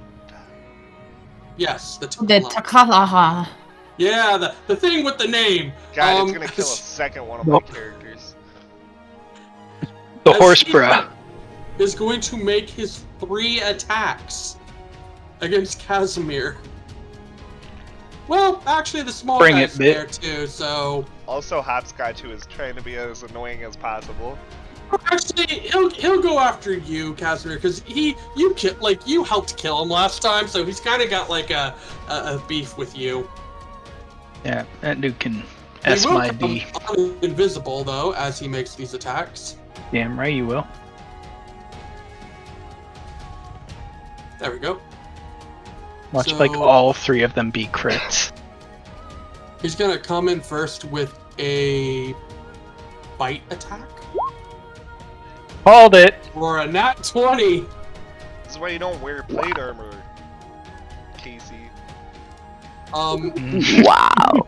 The creature comes in and bites into the plate and actually pierces through it into your flesh, and you scream out, and I need you to make a Constitution saving throw.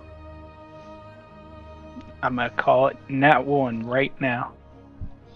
Shush. Oh, nope, I got it You feel decent. like some sort of poison maybe trying to like get into you, but yeah, you managed to your body fights back from whatever that is as he comes back and makes 2 claw attack. Oof. Oh, Jesus Christ! Oh, it's not with advantage, but I mean, we're going with the first roll anyway. But yeah, both of those hit. So another 14. Yep, as both claws come in, striking into your armor. Oh my God. He does not seem happy with you. Fuck, dude. Like, this is what happens. You get the high-ass armor class, and they always roll high. Yeah, I don't know why. Yeah, it's... You guys watch as Casimir looks like he's in a really rough place. I look back over my shoulder, worried. All right. That is going to be the end of his turn. Next up is Borris. As Borris like sees you come in and is like, ugh. See, he's concentrating on this spell, so he can't really use a concentration spell.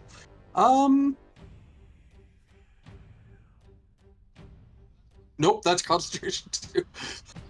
What's funny is even if I considered casting Shield of Faith on myself with my last turn, but I was like, nope, because if I get hit, I guarantee having Shield of Faith wouldn't have done anything, and I'm 100%. I would have mitigated one of those attacks if those two I could have passed a concentration check on. All right. As he looks at you, I'm gonna double check. Just gotta double check to see if they put this in right, because I'm almost positive this spell should be concentration. You know what? No, he's just gonna cast it because it's as he casts Charm Person on you, which doesn't say it's concentration, which it just says okay, it lasts 1 hour, so it's just as he's trying to be friendly with you, but you do have advantage on the save, so it is a you know what, I'll ping. Yep, that's gonna be a Wisdom saving throw with advantage because you are currently in combat with him.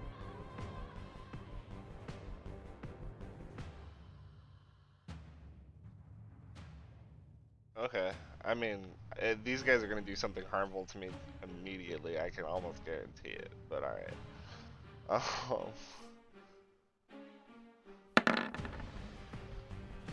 Oh. 13. Yep, that makes it. Yep, he is. No, his spell save DC is 14. It says. Oh, okay, yeah, because I was. So I have a question though. So, Yep. Charmed until the spell ends, or until you or your companions do anything harmful to it. Oh, sorry, I read that wrong. I was thinking to my companions. So him or any of his companions. So if any of the guys attack me. As he casts this spell, he's gonna yell out, "Don't touch this one!" I'll still attack the other guys though. You know what? Yeah, that's fair. So yeah, he kind of just. That's like the only spell he can really cast. Yaro had to, say like. That's fair. He's an illusion wizard. He doesn't have a lot of damage dealing shit. All right, so that's Boris's turn. Eddie, you're up. You got 3 people near you. Okay, so I'm gonna stab the guy to my right for my action.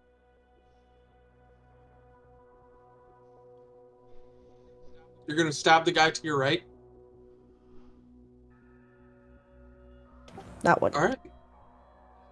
As you come in with your blade and stab this guy, and you deal 6 points of damage as you just do a deep cut through his shoulder, and he kind of pulls back. And as my bonus action, I'm gonna use Unsettling Words on Boris. Ooh, okay. Put that in there so I know what it does.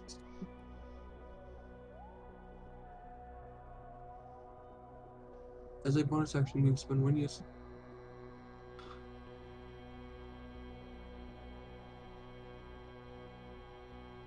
Alright, so go ahead and roll your Bardic Inspiration die. From its next That saving, part, I'm not sure. It's a D6. It's a D6, okay. Yep, as a 4th level bard, it is a D6. Ooh, okay, but I mean, that's still a -1 to its next saving throw. Yep. Before the start of your next turn. Okay. So, just for people out there. Anything else, Eddie? That's it for my turn. Alright. As the ritual is continuing, and as you guys watch as the sconces are kind of burning up, suddenly, Canis, you're getting that feeling of dread back. That inkling of, terror. As coming out of the 2 sconces above you guys, you watch these humanoid forms begin to apparate. As 2 specters appear out of the sconces, seemingly being called by this ritual. And They don't seem to be friendly with anyone, so they're going to attack the nearest creature, which happens to be the 2 Favelin. As they're going to use Life Drain on the first one. Oh god, yeah, that does hit for... Yeah, doesn't matter. The creature's dead instantly. This Favelin just... Watch as this Favelin's, like, life force just gets sucked out. The second one... Yeah, also gonna hit and also immediately kills him. Uh-oh. You just watch as these spectral creatures pop out, grab onto the Favelin, and you watch as they literally just tear the soul out of their bodies. And you watch as the spectral souls are being ripped out, the mouths of the specters open up and just seem to swallow them in. As the bodies fall down, dead in front of you. And... Well, this one's within equal distance of that Favelin and the big guy, so I'm gonna roll to see who he goes for. Even, he's going to the Favelin. Odd, he's going to the big horse guy. Alright, he's going to the Favelin. Damn it, go away. I'm trying to deal with this new dice setup. There we go. As he kind of like moves over here. The other one's going to use his movement. He is equal to a lot of you. Okay, so 1, he's going to go to the horse. 2, he's going to go to Octavius. 3, he'll go to the Fabian up here. Or 4, he will go down to this one. Which will be basically right next to... Oh, God. Oh! Shit! As this thing just kind of like floats in, just getting in between you, these two. But that is the end of their turn. Next up are the Favelin. The 2 at the top are now dropping their bows and pulling out their short swords, or their scimitars, because they're like, what the fuck? And they are going to attempt to make attacks.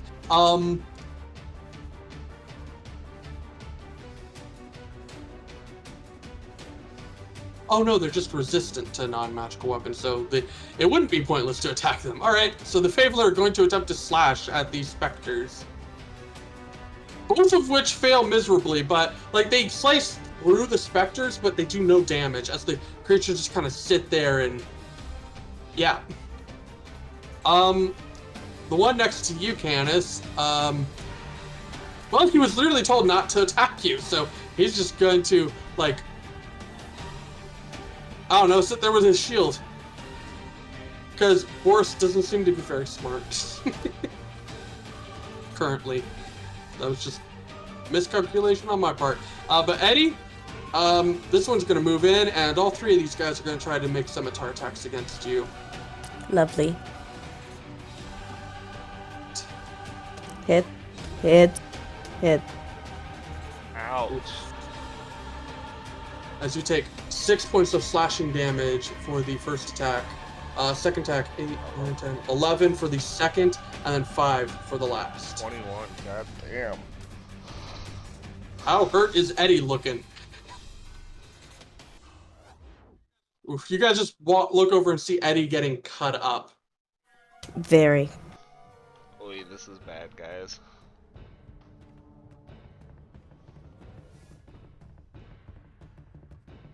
Alright, Canis, you are up next. Do I have to do anything at the start of my turn? Oh, right, yeah, let me check that. Well, actually, no, it's just until someone attacks you. It lasts for 1 hour, and just until someone attacks you. Because I'm in the... Oh, right, you do! Make a dexterity save. I didn't really want to remind you of that because this is gonna hurt me, but I know that I'm supposed to, so. Alright, unfortunately that is a missed save. You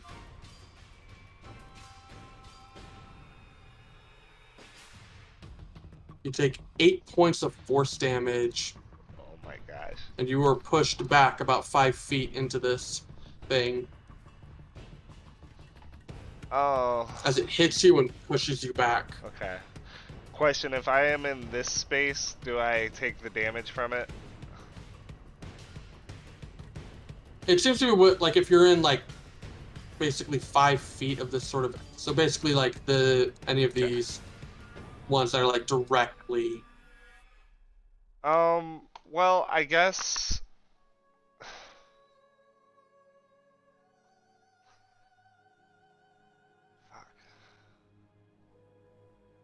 Da. This one so far has been ordered not to attack you, so... Oh, so I don't have to take a disengage if I want to move away from it. I'm assuming. I mean... Well, I'm yeah. gonna, like, look at it and just start backing up and hope that it doesn't attack me. And I'm gonna come right here. Alright. And then I am going to cast... Because I saw this big dude fucking up Casimir, and Casimir's like the strongest of us, so that scares me. I am going to cast Insightful Maneuver on it. So, let's see, what do I want to give it? Radio. Hold on.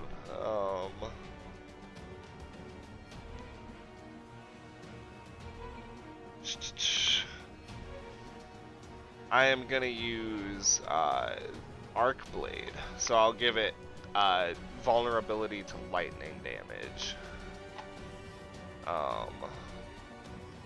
So I pull out my massive great sword, made of mystical energy, and I'm gonna swing at it.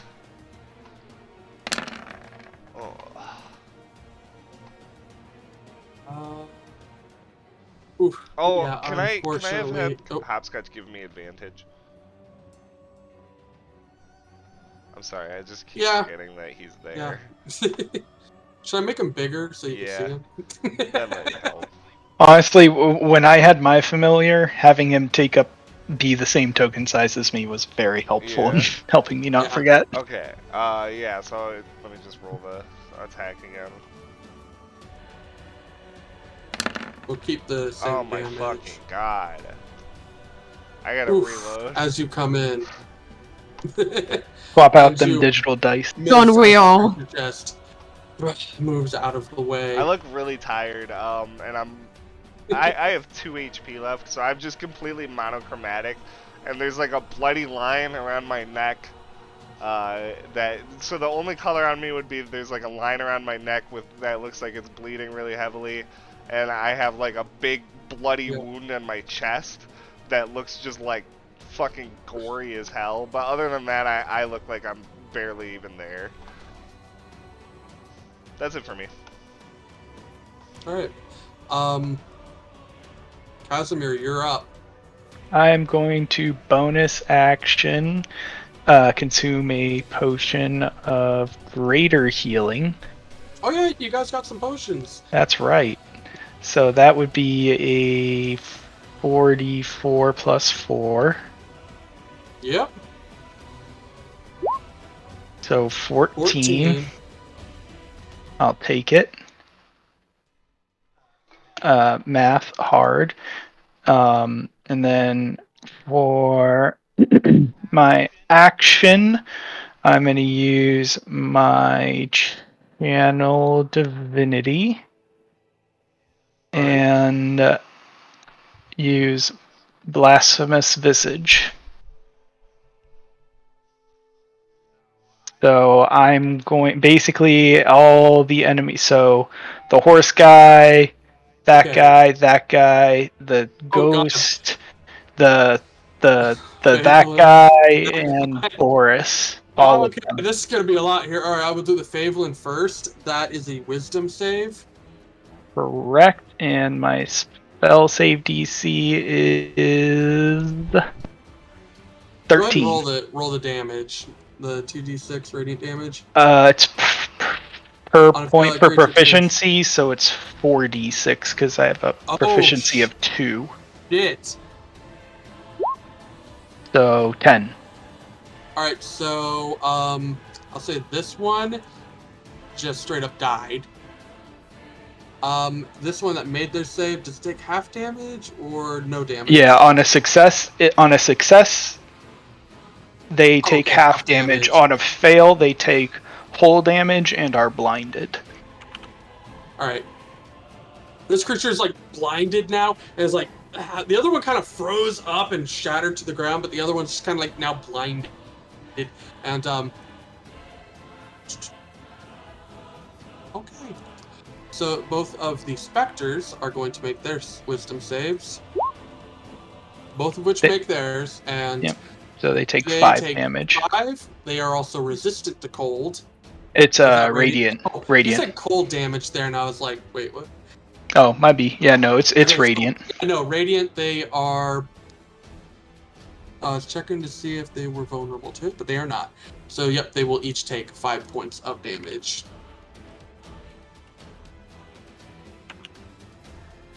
As radiant light just kind of flashes through. Oh yeah, the other Favelin. Let's see. God damn, you hitting so many things. 3. He's dead. Nice. And Borris. What about I'll the do him last. this guy? Which guy? Already did him. He took. Oh, half gotcha, damage. gotcha, Yeah. gotcha. So Borris will make his wisdom save, which he gets a -1 to. Okay. Passes, 16? so No, 5. As radiant light hits into Borris, is like, ah. He's starting to take some wounds. And then the big guy. Wisdom save. I want Does he him to fail have- the most of all. He does fail, as he He's is blind. burned with. Oh, he is blinded and burned with radiant energy. And the words of blasphemy I'm gonna speak are hold on, Echo's gonna tell me shit.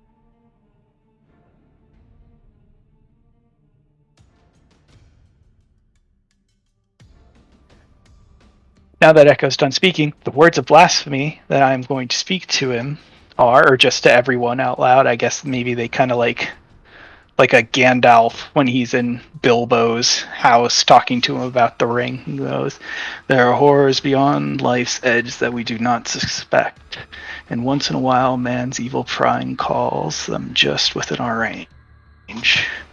I shall leash them upon you all and witness you weep." Make an intimidation check. Ooh. Just that. I like that. So make an intimidation check. Let's see if that. Let's see if those words brought a little kick to him. All right. Something may have done there. All right. And Anything else? no, that's it. But anyone that is still alive that took that failed the check, so the horse guy and anyone else that failed took the damage and is blind now also. All right. So he's blind. I believe Boris I think- made his? Yeah, he did. Yeah, he made it. Yeah, all those Favelin who failed just died. Both Spectres made it, and so this guy made it. So, yep. Okay, so basically just the big guy is blind. He was Alright. the one that I wanted to fail the most, so I'm happy. It was a successful turn. All right. Yaro, beginning of your turn, I want you to make a charisma saving throw. To put, like, the spell seems to be coming back at the start of each of your turns.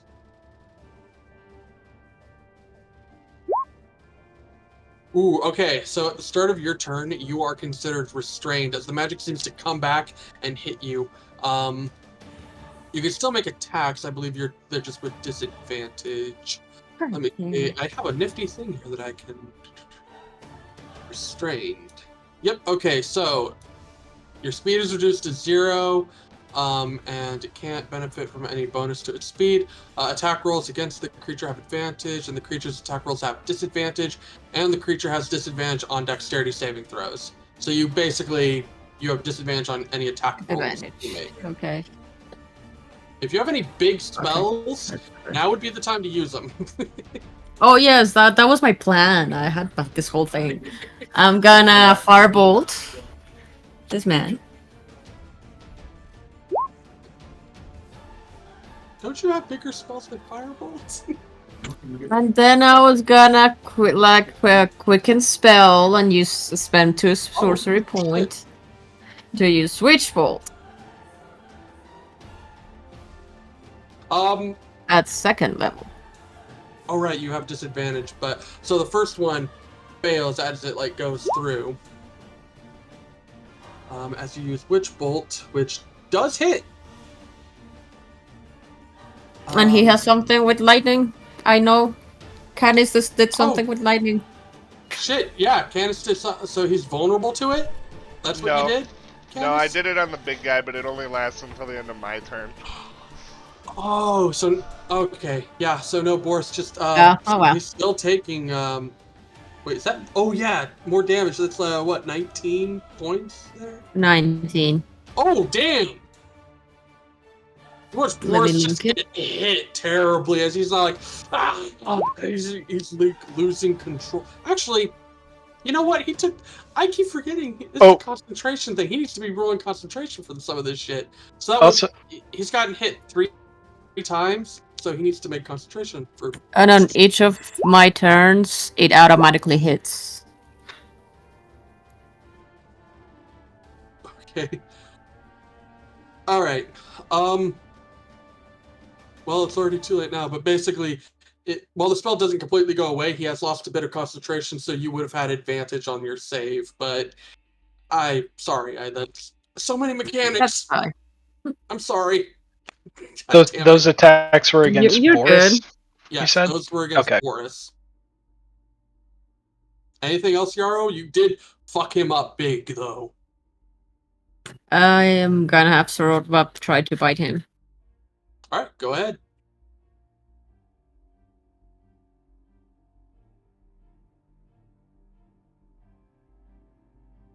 Is it freezing Hold again? on.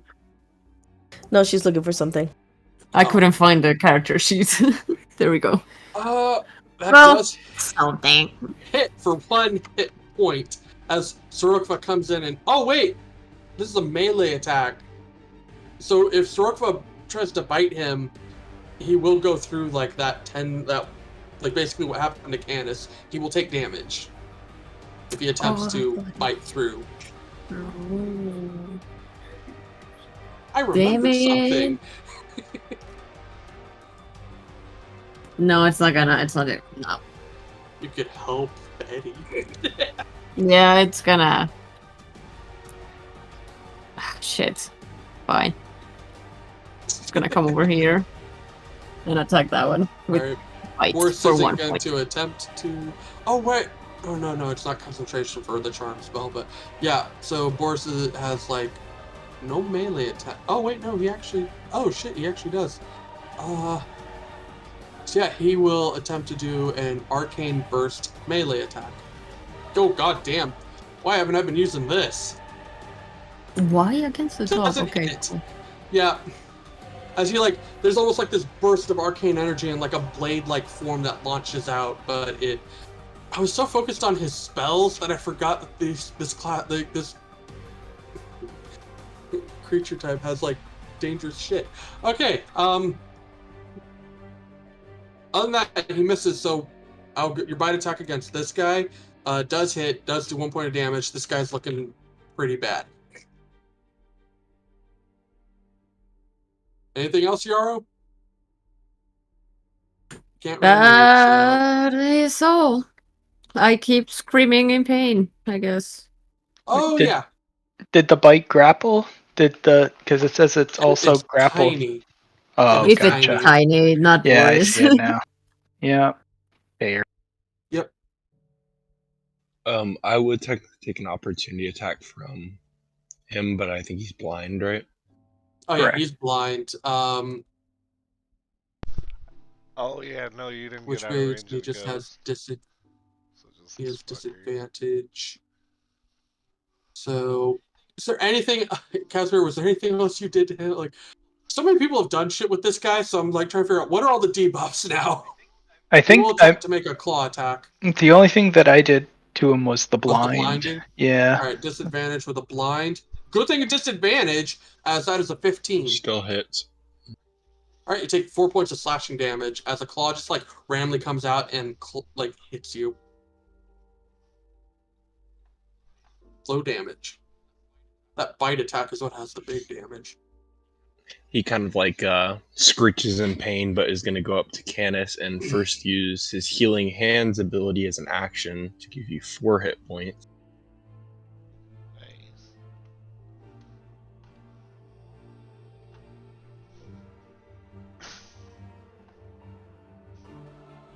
And then I'm going to Healing Word at 2nd level, which, because Life Cleric also gives another plus.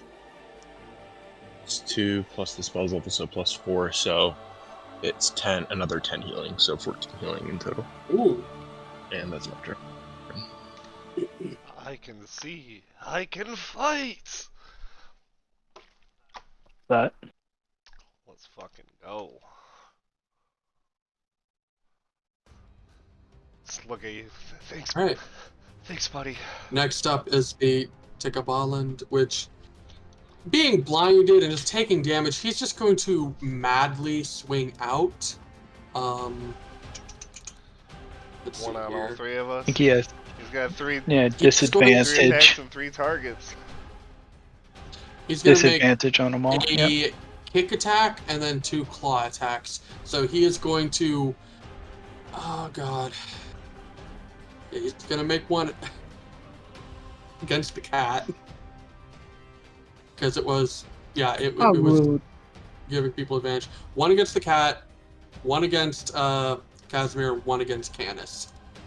So he is going to use a kick attack on the cat.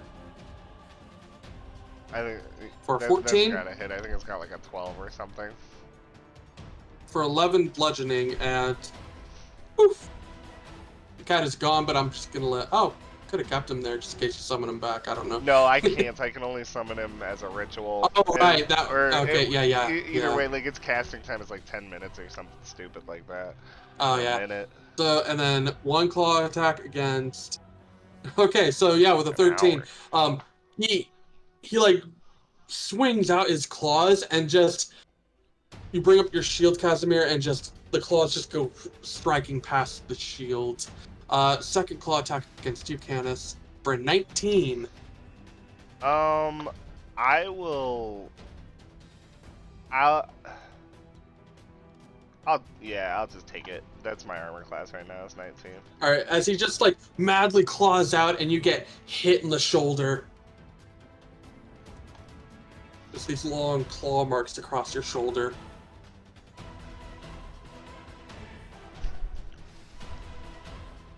All right, that is the end of his. Yeah, no, he uses action. Yeah, that. Wait, did he? Nope, no bonus actions. All right, that's the end of his turn. Next up is Borris. Borris is actually looking pretty fucked up from Yaro's thing. Wait, is that the beginning of your turn he takes damage, or his turn? Your turn, right? No, it's my turn. I can spend my Okay, action at to the- just okay, give yeah, him yeah. damage. Yeah. Just to want to make sure. concentrate. As he's like now looking around, he's seeing the spirits show up. The Faithlin are just dying. The one guy's looking pretty fucked up, actually. Shit. You see him pull out a scroll. He just kind of just tosses the freaking orb as he reads out, and suddenly, whoop, you watch him blink out of existence. As he seems to have teleported out of this area. God. You got him down real close, Yaro. Like, goddamn. Like how close? Like 15 points away. Oh, that's not bad. Not bad. He wasn't the strongest. It was just like, I was hoping to put enough violent shit around him to kind of have you guys deal with it. But yeah. Yaro. Damn it. That sounds like I a fucked him divine up. smite away from death. Yeah, I was literally just thinking if he hadn't charged me, I probably would have done 15 damage to him. Yeah. As the orb falls to the ground, it shatters with this arcane energy. Yaro, you don't have to make any saves, but you are still considered restrained, as this, whatever energy, like the amount of magic that has been pumped in this ritual is now going berserk. Let's see. The magic kind of like shoots out in a wave. Yeah, nobody's within close enough range. So yeah, nobody's within 5 feet. So nope, nothing happens to anyone. But Yaro, you are just considered restrained. You're just like that tearing feeling Still in has kind of pain. subsided. Like you're in a little, yeah, you're still in some pain, but Borris is gone. You're starting to like get back to like your mind back. You start noticing the battlefield that's going around. But now the tendrils are just lashing out randomly, just tearing everything up around it. Eddie, you're up next. It was so Got your shield. I have a shield, but I have 3 dudes right next to me. So I'm gonna stab the one that I stabbed before, the one on the right. All right.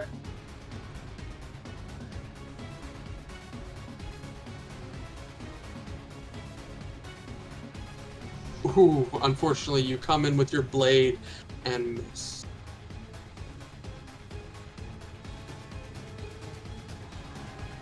Bonus action. No, that's not the one that I wanted to link. Hold on. I'm gonna use second wind. All right. As you kind of draw in that more fighter, so roll a d10 and add your fighter level, which I believe is 1. Damn. Yeah. Thank God. So it's like it was 1 level of fighter you took, right? So that'd be like 11. Or it was 1, right? Yeah. So you heal That up. is correct. And that's it for my turn. Next up are the specters. Ooh.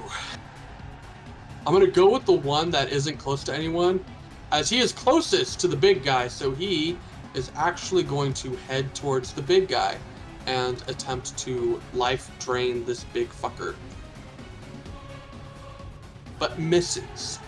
As it kind of like comes in, but just him lashing out wildly, he almost like just moves the thing away. It can't really like get a purchase. Who has the... Yeah, the Faven has the lowest hit points. Does it get advantage on him because he's blinded? Yes, it does! It would, yes. Good catch. Ah, It fuck. doesn't. Same damage, but it rolls worse. The second one, it took damage. It actually took damage from you, Casimir. Well, even if they succeeded, they should have all took damage. Oh yeah, I know, but it like nothing Oh, had the done full. damage. Yeah, like nothing had done damage to it yet, so it was gonna randomly attack something. But now you've actually drawn its attention, so it is going I to. just have a quick question about Casimir's channel divinity. So it doesn't have any secondary end condition? Like it's just straight up a minute? There's no secondary save at all? Let me check. I mean, that's what it says. That doesn't sound that's right. fucking nuts. I think it's from Valdez, isn't it? Kaz or Casey, isn't this from Valdez? Creature fails to save. They can repeat the saving throw at the okay. end of It's each of its later down turns. there. Okay. Yeah. Okay. So Should I have been rolling shit? I was gonna say if we He want to did have a retcon turn, so he should Forest get Man. 1 save at the blindness. Just the 1 though. Yeah, but it would be hasn't been. at the end of his turn, so it wouldn't change anything with how he spent his turn. It would have still been at disadvantage, but he could make another save to break free from the blindness. Alright, and that is a wisdom? Correct, and the DC is 13. It's going with the 7, which is the first one. So Yeah. he's still blinded. Nice. Oh god, no, get away! God damn it! Yeah, it's Hold the on. same thing. Nope, go ahead. I had to close out of a window here because like my freaking mouse apparently like when I double click on that creature's stat block, it like I couldn't get it to not move. Like it every time I move my mouse, the stat block's moving with it. Ugh. Now I gotta fucking find that monster thing. I get enemies. Or no, I had him in NPCs tonight. Yep, there he is. Okay. Anyway, specters. This one is going to move. Actually, it can move right here to get in. Yeah, okay, so no one gets opportunity attack when it moves there, but it is going to come in and try to attack you, Canis. Canis or me? Yeah, I was about to say, yeah. Ugh. So much shit. Oh god, we're definitely gonna have to take a break after this. Mm. Oh, but it doesn't. It misses as it tries to come in. Thank God. Next up for the face, which is like the one up here is just gonna oh yeah, the one up here. He's just gonna shoot an arrow at you, Casimir. Because you're the one fucking up his boss. I mean, I don't know why he likes his boss so He much. fires the bow and it's ping off your armor. You don't even like move your shield or anything. You're just sitting there in front of this big horse guy and just like ping. And you're like, what the fuck? But the three next to Eddie are all going to make attacks on him. Oh, actually, the one's gonna make an attack on the dog, and the other two are gonna make an attack on Eddie. So on Eddie, damn! And 16 for Sorokva, which I believe it. What's Sorokva's new It HP? hits. I Oh, think. okay. So I think he it's takes 15. 3 points of damage. Eddie, you take 7, 11. 11. So basically, good thing you wind. You did your wind. Yeah.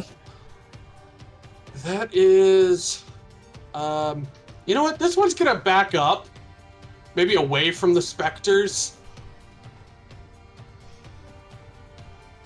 and that'll be the end of their turn. Canis, you're up. Alright, same thing as last turn, but hopefully it works this time. We're gonna insightful maneuver, lightning damage on the big guy, arc blade, and attack him with my mystic edge. I am gonna turn Alright. it into a halberd or something that does 1d12 instead of 2d6. Alright. I gotta see. Do attacks against blinded creatures have advantage? Yes. Yes. Alright, so yeah, this would be with advantage. Okay. Actually, hold on. What is magic missile? Force damage? I'm gonna Yes. give him. Oh no, I can't use magic missile on the same turn that I use insightful maneuver because they're both first level spells. Dang. Yeah. That would have been a clutch combo because then I wouldn't have to worry about my shit rolls tonight. All right, well here it goes. True. Oh yes. Ooh, that is I a am also hit. going to And that's activate vulnerability slash my light? War Mage Edge, so then that lets me add my intelligence modifier to that as well. So that's 18 damage doubled. 18 damage, that's... Double? Because he's Vulnerable vulnerable to lightning to- damage. So That's Oh, max yeah, damage. because the Fuck insightful maneuver. yes. Yep. Fuck so yeah. that's- Okay, is that 38? 36. 36 lightning damage. Oh, okay. How do you want to do this? Yeah, so I'm just gonna like pull my sword back and like as I start charging it up with electricity, it starts growing and growing till it's like almost 20 feet long, and then I'm just gonna slam it down on this dude as the lightning kind of like cascades down on him, like disintegrating, and then it also arcs off onto one of the specters. So I get to shoot a 1d6 at one of the specters as well. As you like raise up your blade and bring down an arc of massive force Electric damage? or lightning damage, yeah. Okay, electric. It says Yeah, force but that's on the because it attack doesn't thing. apply that I used arc blade. Okay. But as you bring down the lightning, you watch as his entire body just, as it gets torn apart, but as it does, his body actually starts to fade and turn to dead leaves as he is blasted apart. Return to whatever Fey realm he once came from. And which of the others are you hitting? I'll do the one on the left here. All right, as it kind of arcs over and hits this creature. Oh, I should check to see if he is. All right, he does appear to be like, as it hits, it doesn't seem to affect him as much. Still affects him a little bit. Seems to be resistant to lightning. And with electricity still kind of crackling down my arms, I'm gonna kind of just slump over, looking tired. That's it for me. All right, Casimir, you're up. There are two specters and some things left, and there's just a big ball of crazy shadow energy going around Yaro right now. Yeah, I'm gonna see the horseman turn to leaves and immediately go, no! Like, that, because that's exactly what happened last time. Yep. I'm sorry, I hit it as But hard as Canis I wouldn't could. know that. I know. Let me move you to the back. All right. He's a pile of leaves, so really, like, you can move across him without any movement disadvantage. But trying to just figure out what. There's still two specters, and they're still pretty deadly. Yeah, no, I definitely see that. I guess this would possibly be the safest, because I want, not safest for me, but I want to try to also protect Oct. So I'm going to move over there, and I'm going to attack, like, still pissed off because the thing turned into fucking leaves again.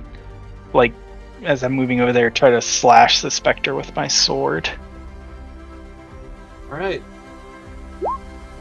So 16. That is a hit, yeah.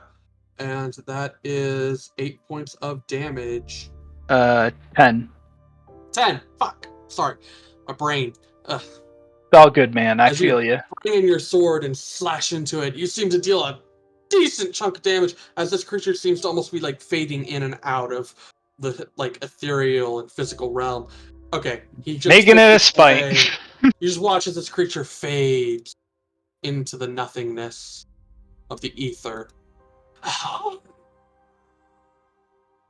As it fades away, Canis, you almost feel like just a little bit, like there's this almost like sudden pull, almost like you're like it's trying to pull you into the ether with it, but you kind of like it's just there for a second and then it kind of pulls back. Anything else, Casimir? Jesus. Yes, bonus action. Hold on. Now that I moved there, Canis was looking pretty rough, right? I'm more or less okay now. Ox healed me like by almost 20. Alright, I'm gonna bonus just because I know my luck potion of healing. Hold on, let me just double check something real quick. I'm super sorry. I just want to make sure that I'm not dumb. Octavius might be able to heal you. He has nothing to do on it. There's still some enemies. There's still some enemies. Alright, I will not do any. I won't use my bonus action, and that is my turn then. Alright. Yaro, you no longer have to make saves, but you are still considered restrained as the spell, the ritual it's lost control. You are basically being held in this massive storm of shadow energy that is just whipping around. You see outside, you see Eddie is still surrounded by enemies. You see a spectral creature still floating around up near your other allies. Am I still in pain? No, you are. The pain has receded. It seems like when he dropped the orb and gave up, he was like that tearing apart kind of just went away.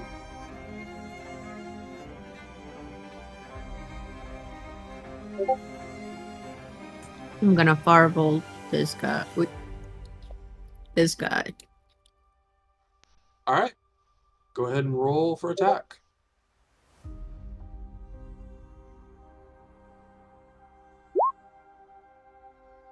Oh wow! Ooh. As you The duality of D&D. D&D. Firebolt, but you're still a little weak, and the firebolt just kind of goes off and dissipates within this much more extreme movement. Anything else with Sorokva? Yeah, so let's gonna try to bite. Let's go.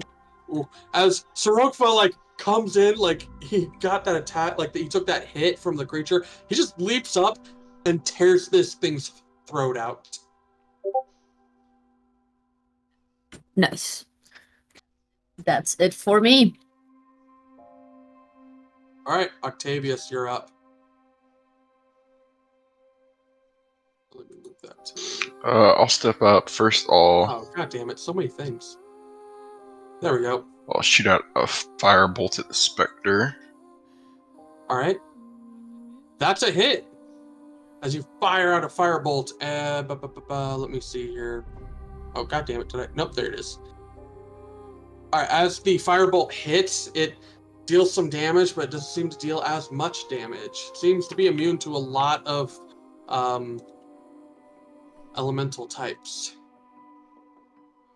I'm going to toss out a healing word for, is it Kaz? And then that's +3 because of the cleric, so 9 healing. Ooh. Casimir getting healed for 9.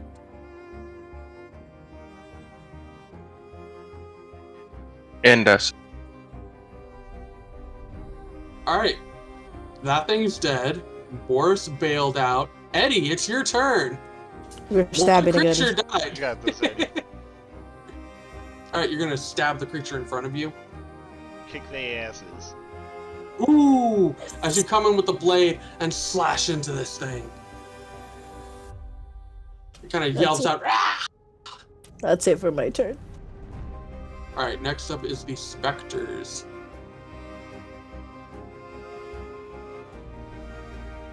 It is gonna move in here. Both of you have attacked it, so I'll say even. It goes for Octavius. Can I Odd, try to it's gonna taunt go. it? Because I don't want it to attack the little kid.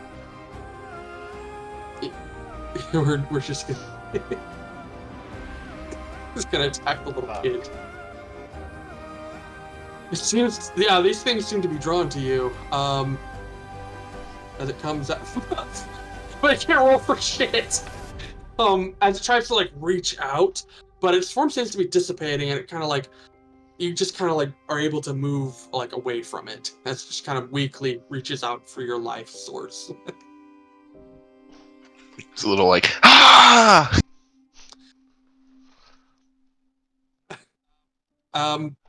That's its turn. The Faven. I'm gonna have each of them just make a wisdom save.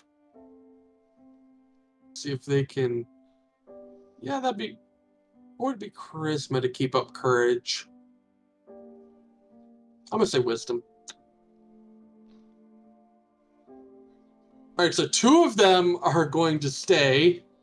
I'll say those are the ones near Eddie. But this little fucker right here, he's bolting. So yeah, he is going to go ahead and like dash and just, he's running the fuck away. He's not gonna get away from me. Uh-uh. You guys killed his boss, and he's just like, oh fuck this, I'm out. I got crazy good movement speed. Oh wait, yeah, the other 2 are going to attack Eddie. Hold on. Both hit!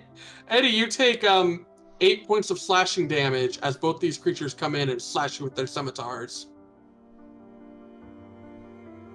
God damn. I scream in pain. Yes. Yeah, you guys see Eddie's not having fun. But that is the end of his turn. Casimir, you're up. Wait, you skipped me. Oh, right. Yeah, that's I'm Yeah, gonna use my quick step spring heal combo again. And I am gonna leap into the air, leaping lizards, and just fucking book it all the way down here, 50 movement to right to this spot. All right. How high in the air can you jump? Like 20 plus feet in the air. I'd say I think it's like 30 or 35 feet. You can jump past the moving tendrils Yeah, below you. I can as you jump really over fucking high. As you Jedi leap and do a little like somersault over the tendrils that are just like shooting out around you, and land next to the one that's running away. It's just like I am going to use burning blade on it. So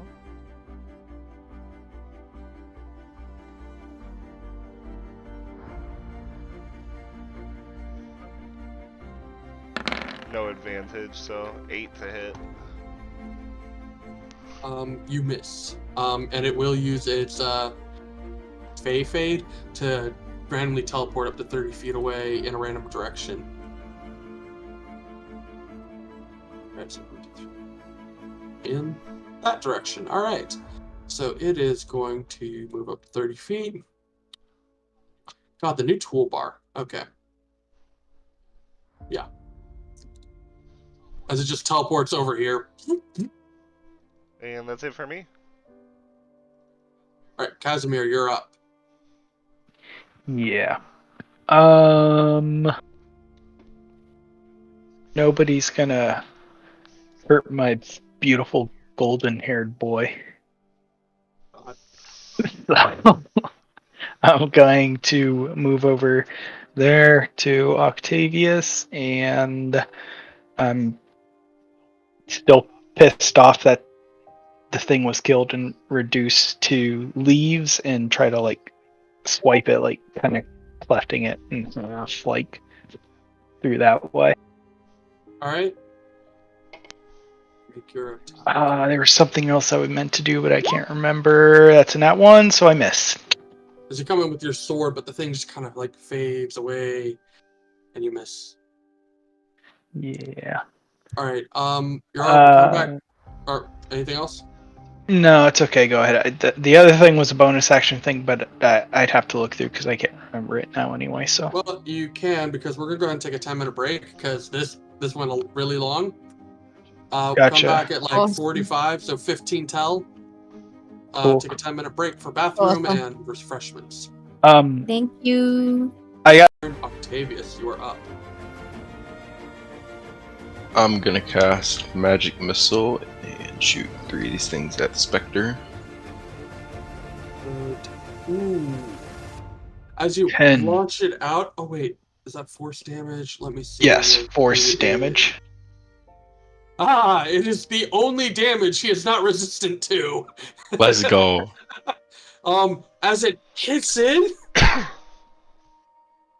boom, boom, boom, it begins to fade away, and then comes back just a little bit. It's looking like it's on the edge of death. Like it is barely keeping its form. It's like blinking in and out of existence. Shit, well, that's all I can do. You need like one more. Mega slam him, somebody.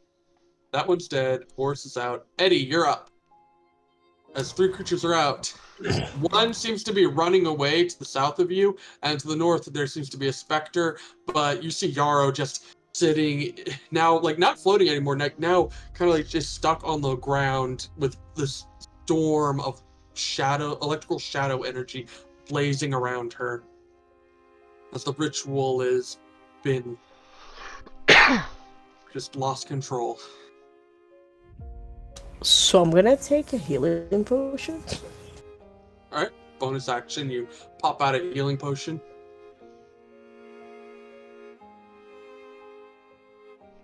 Which, if it's a regular one, that's just 2d4 plus 4. Or plus 2. Yeah, plus 2. Ooh! 10 points Jesus! Yeah! Max Nice. health from a standard regular healing potion. Nice.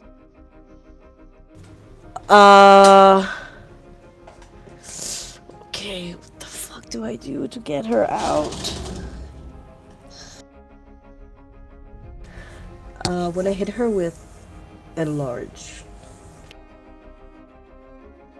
Alright. You launch the enlarge spell, and Yaro goes from a tiny creature to a small creature. Fuck. Yaro, Guys, you magic. are bigger than you've ever been in your life. But you are still trapped in this storm.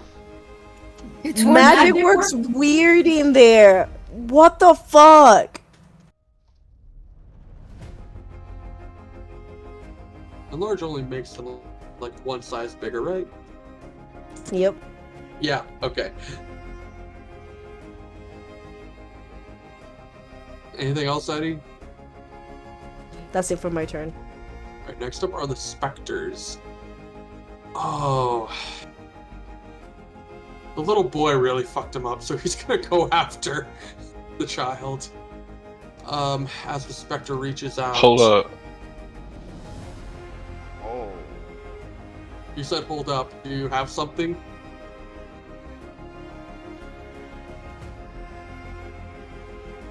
You better. You better have something. Can that be silvery barbs? We'll say, hold up, I'm gonna just quit. How far away are you? Oh, you're.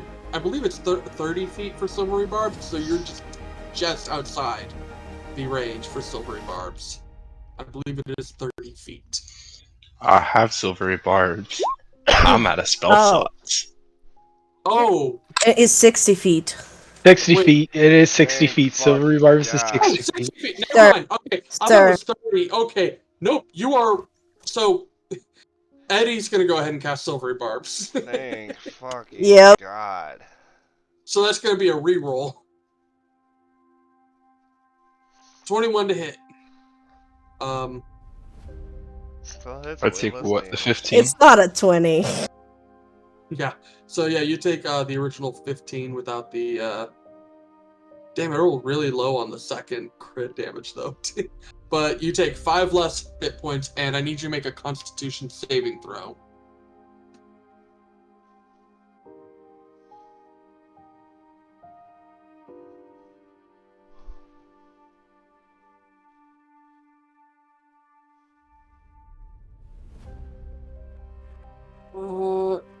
Oh no, that's a wait. That's It real wasn't fun. I just Yeah, double clicked it. So yeah, okay, yeah, that's a save. So you do not lose your maximum hit points, are not reduced. So you're good.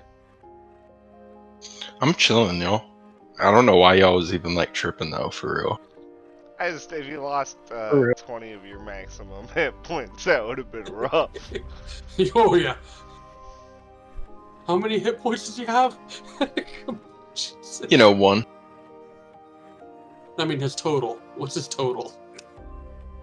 Oh, total 23. Yes, You would've had that would have made three- you have a maximum of Max- 3. Yeah. Jesus. Well, next to the Fablin, this little guy is fucking off. So I just want you to know, like, there's literally no way he can outrun me. I can move 50 feet each turn, and I can move more than that too, easily.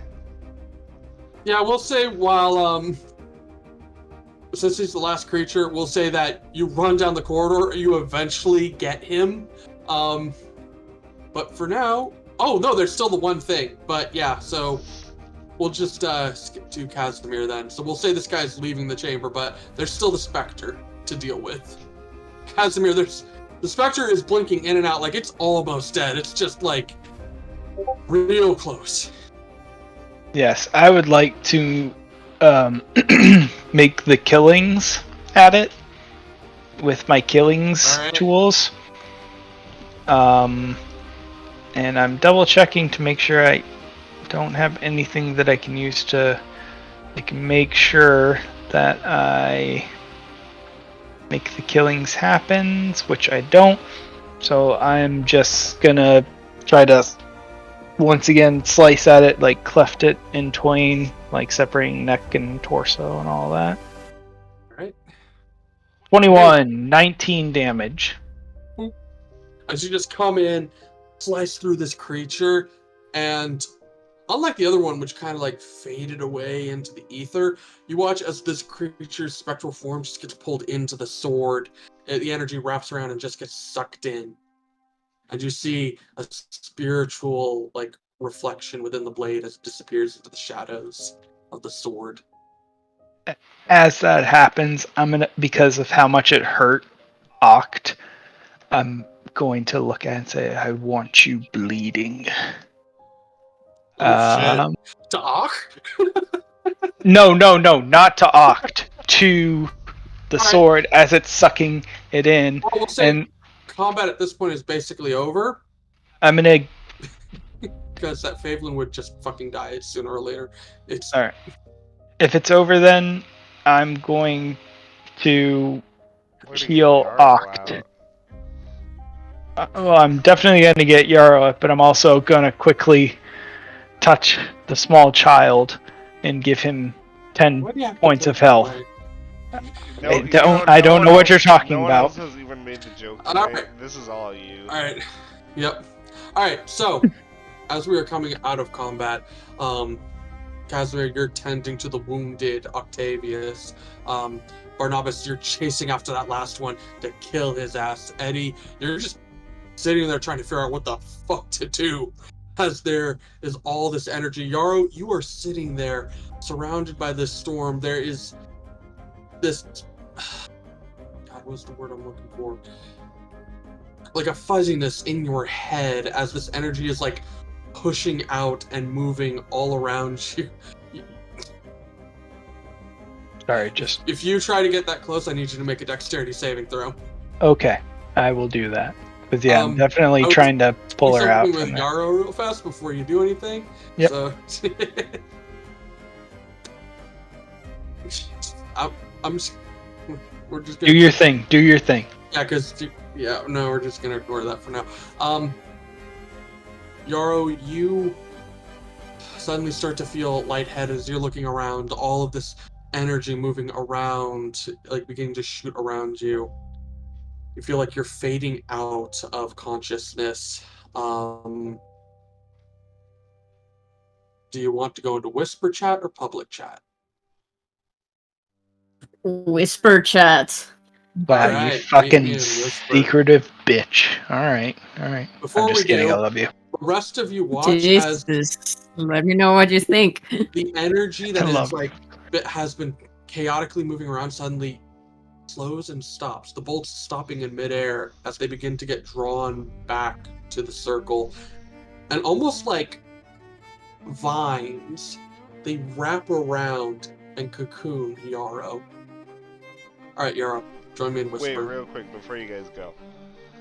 Do you want the whisper to be part of the recording? I can take off my headphones while you do it. Ooh. Yeah, I mean, if Yaro, you're good with that. I mean, it's up to you, because I mean, it won't be secret. You're not for gonna sure, hear but- the whisper. But then we can just skip it if you want it to be private for now. We'll just let them How are have you their gonna whisper chat. hear it if Alex is not gonna hear it? Is my point. We'll just let you guys have your Yeah. whisper chat. Yeah. Alright, Okay. let's go to the whisper.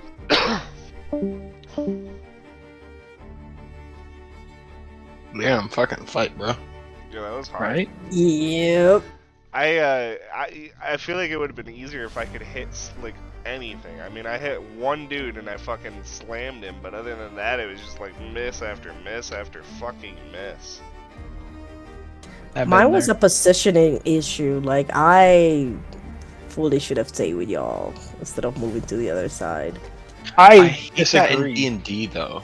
No, I mean, it's kind of right in D&D. Like, and I was talking about with this, like Alex and Mike. Like, the best strategy is to clump up in a tight circle and fight enemies like that. And it's kind of frustrating, but like, it's just kind of how like the abilities and mechanics work. Just like complement basically being in a tight ass little circle. I do feel though that there's something to be said that it's not always about just the best tactics. There's like something like real to be said about role playing while you're fighting and doing the wrong thing that you know is wrong, but like feels like I don't think that it was a good idea to jump into the fucking vortex of magical energy and fucking shoulder slam that dude. But I was like, yeah, I gotta save my homie, you know? Yeah. Yeah, and I'll do that. Yeah. Like obviously if there's a reason, but like for my character, if I don't have a reason, like an outstanding reason to go and do that, it's like better to just basically be in a little clump. For sure. I mean, I honestly sit here and wonder at times just because of how attack rolls against me go. I'm like, I don't know why. I might as well just play a wizard because it's like armor class. Everything that attacks me seems to crit. But Yeah, but you need the hit points. yeah, exactly. Because I always get hit. So like, One if thing you... I'll say, I think. Go ahead. Oh, I was just gonna say, if you switch to a wizard, you die really quick. I feel like you're just unlucky. Yeah. Through that. But I feel like one thing that does fix a lot of that is like playing with hexes, because like the thing with squares is like you can have 8 people surrounding you, which just like doesn't really. Well, like it basically kills you for not having like your back to like 2 people or something. I mean, So, hexes like- opens up more. It's like 6, isn't it? Yeah, I mean, but squares is just 4. Squares is 8 because of diagonal attacks. 8. 'cause Well, you can- yeah, that's fair. Don't even get me started on if you have Oh, wait. flying enemies, then it's 16. True No? dat, true No, dat. then it's Yeah. 17. It's like, yeah, like that's crazy that you can have 17 creatures attacking you at once. Like,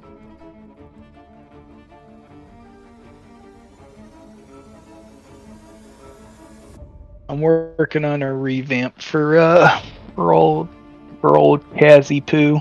I am not gonna lie, dude. When Mike told me that the room that we're in is like 60 feet tall, I got so excited to just flip around like a fucking Jedi. Yeah, for Silence, I was super tempted to take that combo, but I was like, yeah, I feel like I wanted to play as more of a just like beef boy striker more than a maneuverability, bro. For sure. this is by far the most fun I've had playing a support in combat. Yeah, support can be fun, but it can also be like super, like not lame, but just not excite. Like this isn't anything against your campaign with me as Beargrin, Alex. I think it was just more or less how I built Beargrin, or didn't intend to build Beargrin, but how he turned out. And it was basically just me, like, every turn I was like, okay, how can I position myself so that way my spells can hit the most amount of my allies? And like when you're playing pure support, but when you're like doing like a cool hybrid or whatever like you're doing, Will, you can like do some pretty badass optimization with your positioning, damage, and healing in a single turn. Well, it's pretty fun to have the combo, and going like having healing word basically be cure wounds is like, Pretty beefy. yeah. I mean, it Yeah. basically lets me do something with my action besides just like constantly healing everybody. And then if I want to cast like, or if I want to like cast cantrip or like do anything else, and then I still have like a lot of buff spells that I've been using. I like Bless. I like Shield of Faith.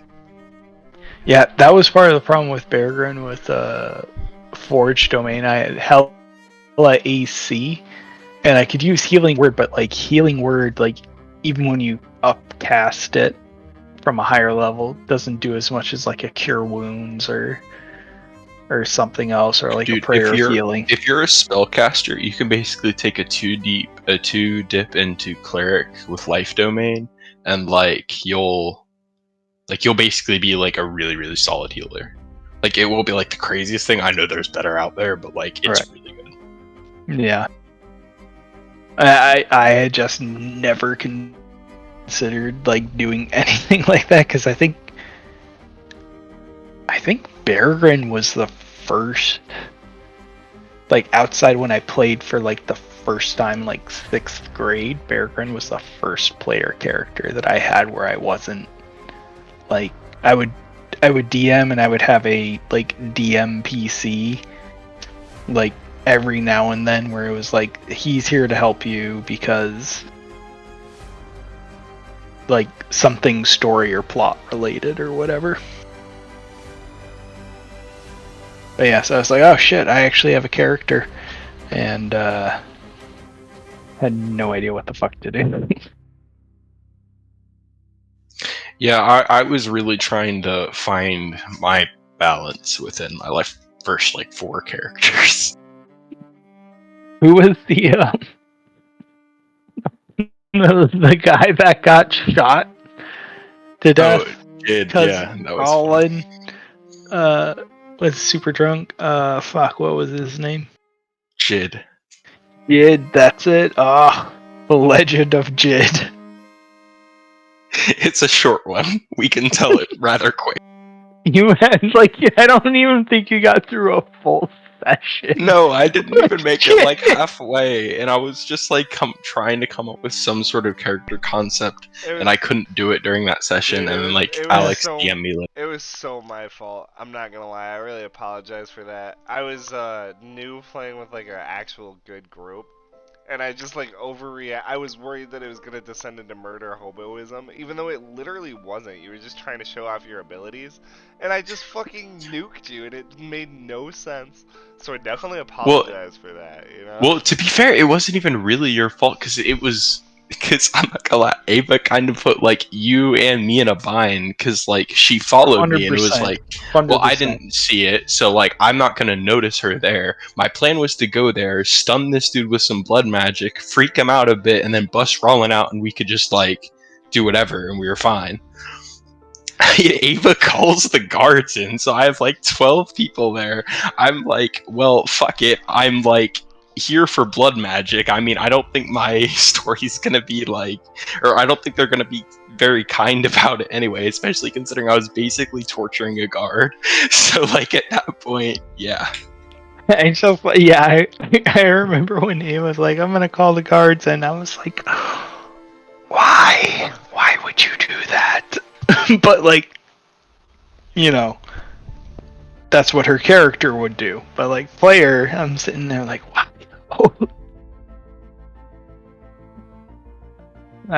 Because didn't I feel like Alex had told us you had come up with like a pretty decent backstory for Jid. I remember it was like a page ass long. Like, yeah, I definitely put like thought and consideration into it, and like I'd written up like a whole thing or whatever, and yeah. Nice. Then we got Evil Corday for a bit, and then we got Keith, who kind of sucked, and then we had that one character I played for a single session, and then we stopped. Wait, which one? It was like a gnome. I ditched Keith in the last city that we were in, and I had a gnome, and we were in like this stadium or whatever, and I basically didn't really do much for like the session that he was in, but yeah. I vaguely recall that, yeah.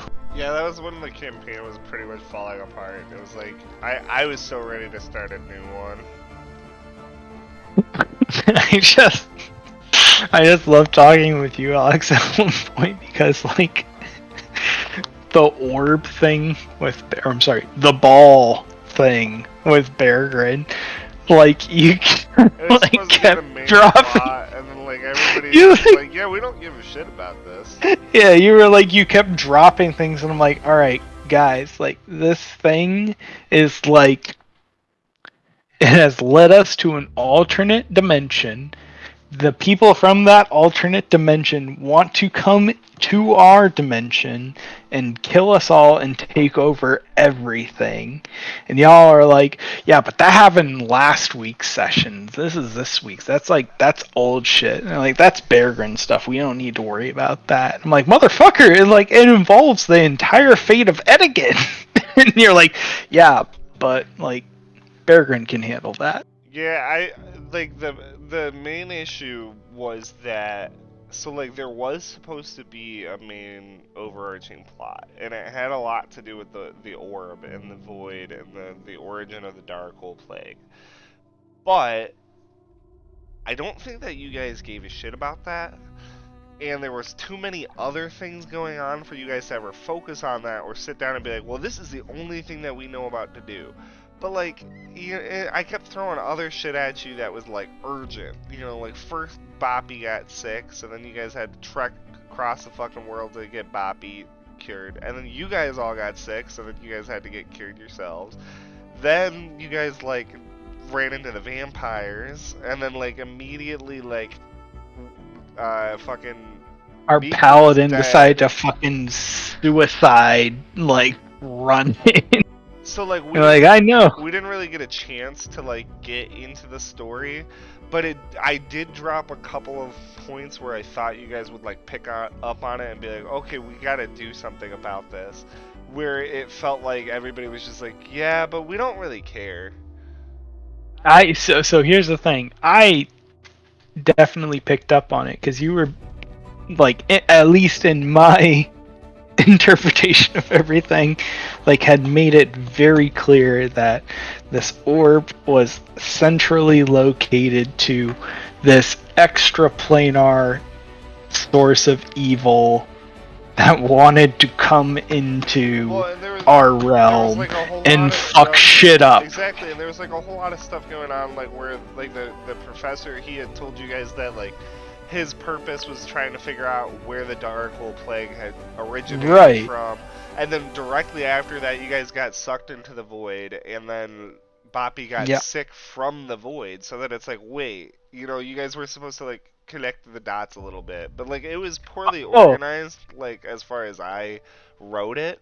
But like I definitely had an idea for a campaign. It just got a little bit out of hand, and I leveled you guys up. I definitely sat there and was like, because Peregrine had a brother, and I was like kind of sitting there like, oh, I think Peregrine's brother or Peregrine's expedition might have been like patient zero or like close to that for the Darkhold Plague, or like somewhere around there, like, or you know, like a recreation of it of some sort. And I was like, oh fuck, okay, I get what's going on here. And I was like, yeah, there's a plague going on, and this thing takes us to another realm. And everyone was like, yeah, I mean, that's your shit, bruh. Like, you handle this thing facing the world. And I was like, for me, it was more like everybody had their own shit going on, and like at some point I kind of just like didn't really have much, like I wasn't like with Keith, like once it got to that point it was just like, well, I'm just like, here y'all, like I'm not really gonna do much, I'm just gonna say shit and commence the jiggling, y'all. well, like, so I didn't really know what to follow. Alright. Yeah, sure, sorry. Alright, as you guys are like running towards this energy, Casimir, you're not hit by anything because as you're running towards it, expecting to get hit by this magical energy, you watch as the vines or the magical tethers begin to wrap around Yaro like a cocoon, almost sealing her up. And you're sitting there. You guys spent some time trying to figure out how to get in, anything you're trying, any sort of arcane checks or anything to try and figure out how to get to Yaro inside. You spend like maybe 10 minutes trying to figure this out. I would have tried attacking it with my sword. Oh yeah, you hit it with your sword, but it doesn't seem to break against it. Until suddenly, as you're looking, you see a crack begin to form on one side, then another, and another, as these cracks begin to build, and you watch the energy fall away, but almost like a solid, like the breaking of a cocoon that is falling to dust, like an old cocoon that is like withered and begin to crumble. As you see there, a small figure emerging from this cocoon, Yaro, but slightly changed. You see her ears have become more elongated, more Fey-like. where she had these smaller pointy ears that are now like almost like a foot long, and they slightly curve at the end. It's almost like she's taken more of a fae-like form. Her facial structures become a little bit sharper. And where she had that like twist of pink hair, she still has that twist of pink hair, but you can see these small strands of black, almost like pink hair that has like these black, damn it, what are they called? Highlights? Yeah, highlights. But looking closer, those dark pieces aren't hair. Yaro seems to have grown small black quills out of her head that are almost like fusing with her hair. Almost look like black thorns. Yaro, as you're regaining consciousness, you see all your friends around you suddenly come into vision. But for a second there, you're kind of thrown off. Were you always as tall as Casimir? You're like looking around. No, you're still tiny, and you look to the ground. You see it. You seem to be flying in the air. Your wings moving. Yaro, you have gained back to your flying speed. Yay! As you Yaro? guys watch as Yaro is flapping. Oh yeah, her wings also, what I assume would have been like butterfly-like wings where they have like rounded edges, have now become more jagged. Taking on sharper appearances. She appears more fae-like. Yaro, you wake up. You are flying. It's like suddenly whatever mental block was there that was keeping you from like full flight is now gone, and you feel free. Free to go wherever the hell you want. For I probably kind the of first fly time, up and yeah. yeah, I fly up and down. Fly up, yeah, fly up around the ceiling, which is there's still this like grim ass fucking cathedral you're in, and Yaro's having the time of her life. Like return and I can fly.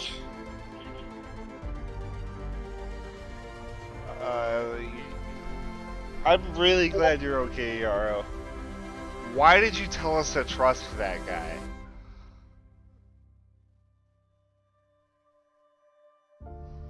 Well, because I thought he had the best intentions. He did spend time with me for 10 years, and he did save me. But Save I you guess from Effie what? was right. From dying, like he said I was alone and lost. Then maybe he was trying to get me to fly again. So he saved you Oh from my being god. independent. I guess I'm confused though. If he was working with the But I was Fabelin, wrong. if he was working with the Fabelin the whole time, why were they attacking him when we first ran into him? Are there two different factions of Fabelin, or was it all just a trap?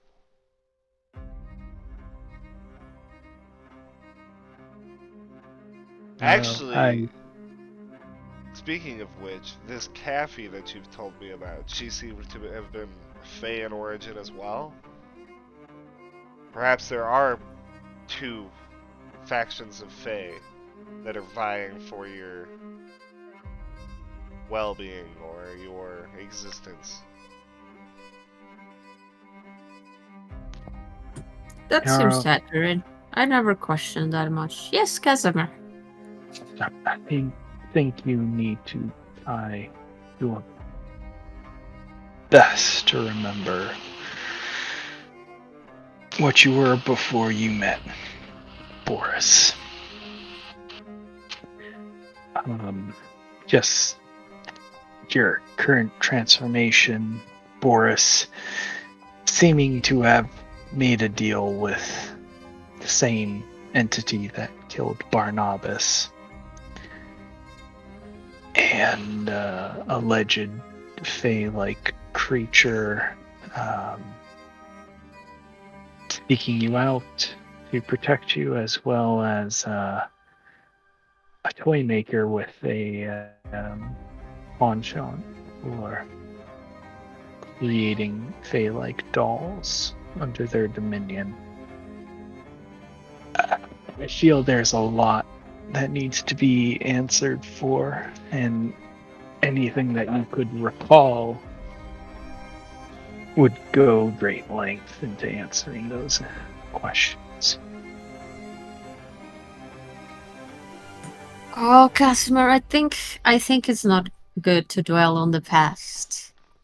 And and I mean those memories are not gonna come back. We just gotta Yaro, I look think into the this is future. important. right now, dwelling on the past for you is by far the most important thing you could be doing.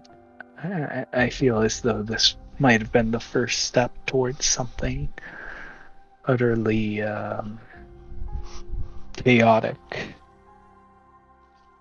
not towards the direction we're aiming towards. So anything you can recall, I think we would greatly appreciate, or perhaps we need to start investigating it ourselves. As I said before, Casimir, I have no memories, and I tried. I had some dreams, but they were not important, so I can help you investigate.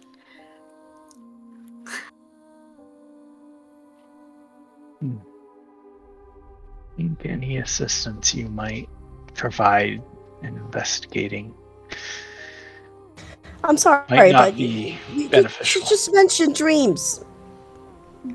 Um, I don't really want to be that guy to like question what is important or not, cause like I'm extremely lost in what is happening. But what about the dreams? What about the dreams exactly? Well, not dreams, just like visions, but it's like forest and people and horses. There's a lot of horses. Lots of running. But it's not important. I know I'm not gonna get those memories back. I've been trying for a long time, Casimir, and I think it's okay to admit that they're not gonna come back. But I can do something to improve the future right now.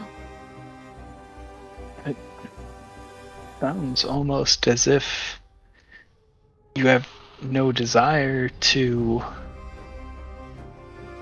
try to recall upon those memories or what has led you to this.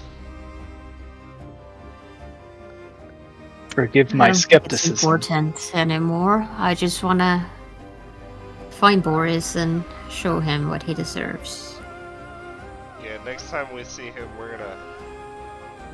I look at. I stop myself before saying any more and look over at Ox and Eddie and.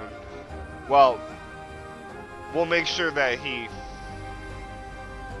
doesn't come after you again. You guys are really, really vengeful.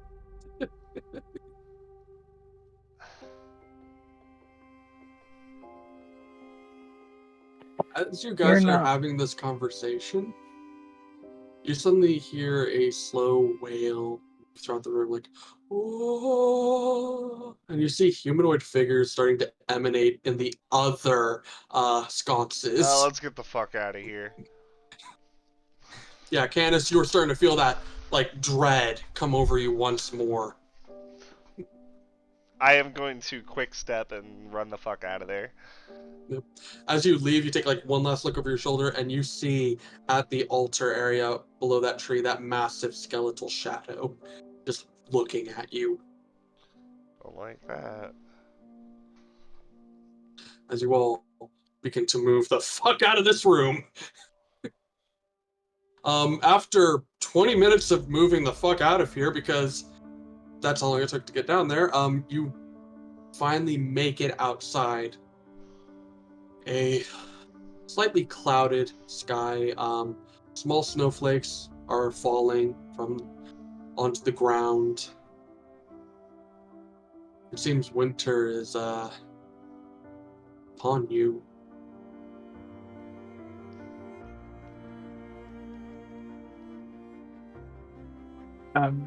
I think perhaps we should return to our lodgings for the evening, Agreed. gain our strength. Yeah, it's been quite the day. And I think you The have rest- a promise to make. To keep. That I do. A promise to make. Promise to To keep. keep. My bad. I think To I'll keep. I'll catch up with you guys later. I wanna like look at Ox like incredulous. Where are you going? Oh, I think I might have a friend in town at a local tavern. I might go see if I can find him. Is it the It friend? was almost midnight, by the way. Can we come with you? The friend who is involved with the library? Yeah. Do you want? He'd probably get spooked if there's like people, like too many people.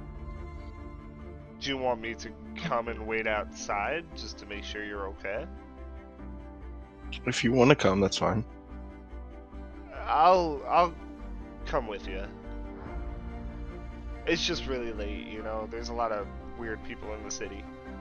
I know you can handle yourself. I just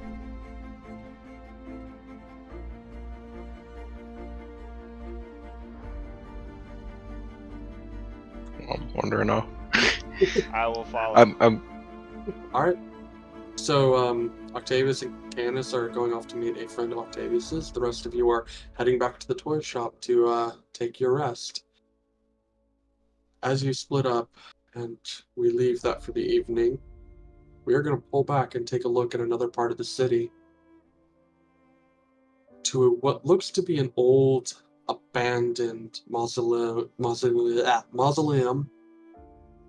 in a different part of the city. This one seems to have had like a built-in like small chapel and like a living area maybe for like the people who are supposed to like keep the place from falling apart, which from the looks of it they abandoned this place as there are 3 homeless people kind of sitting like near the altar and kind of just, they have a small fire just trying to keep warm as they're sitting there kind of laughing, getting drunk with whatever alcohol they can manage to penny together. There's suddenly a figure who moves into the room in a sort of mustard yellow outfit that is Zorzarian, like sort of Arabian in design, with a pale gray hood, carrying a gnarled staff of some sort of black material. As he steps into the room, one of the men looks over and is like, "Oi, who are you?"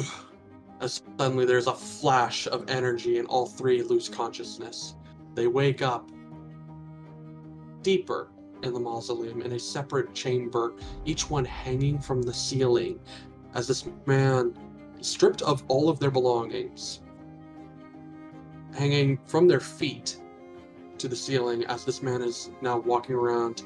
He places on one of the sarcophagi, or one of the sarcophagus things there, a black metal, like a black tome that seems to be made of metal plates that have been like bound together. As he goes to each one and starts to speak this incantation, Athara Nirathai Shalal, and taps each one in the stomach with the staff. Suddenly, each body begins to convulse. The men scream out in pain as suddenly these dark, grayish humanoid arms burst from their stomachs and rip them open, and these small humanoid figures fall to the ground. Twisted, they look almost... God, some form of... Maybe the closest thing I can describe is some sort of, like, elvish or vampires. They have, like, pointed ears, but their teeth are just this big smile of jagged needle-like teeth as they all 3 get up and look to the man as he turns around and looks at the tome with the symbol of a skeletal hand clutching a green orb. Fuck me. speaking to them. We have much work to do, my children. We must find the one who has stolen from us. And that is where we will end it tonight. Motherfucker. That is where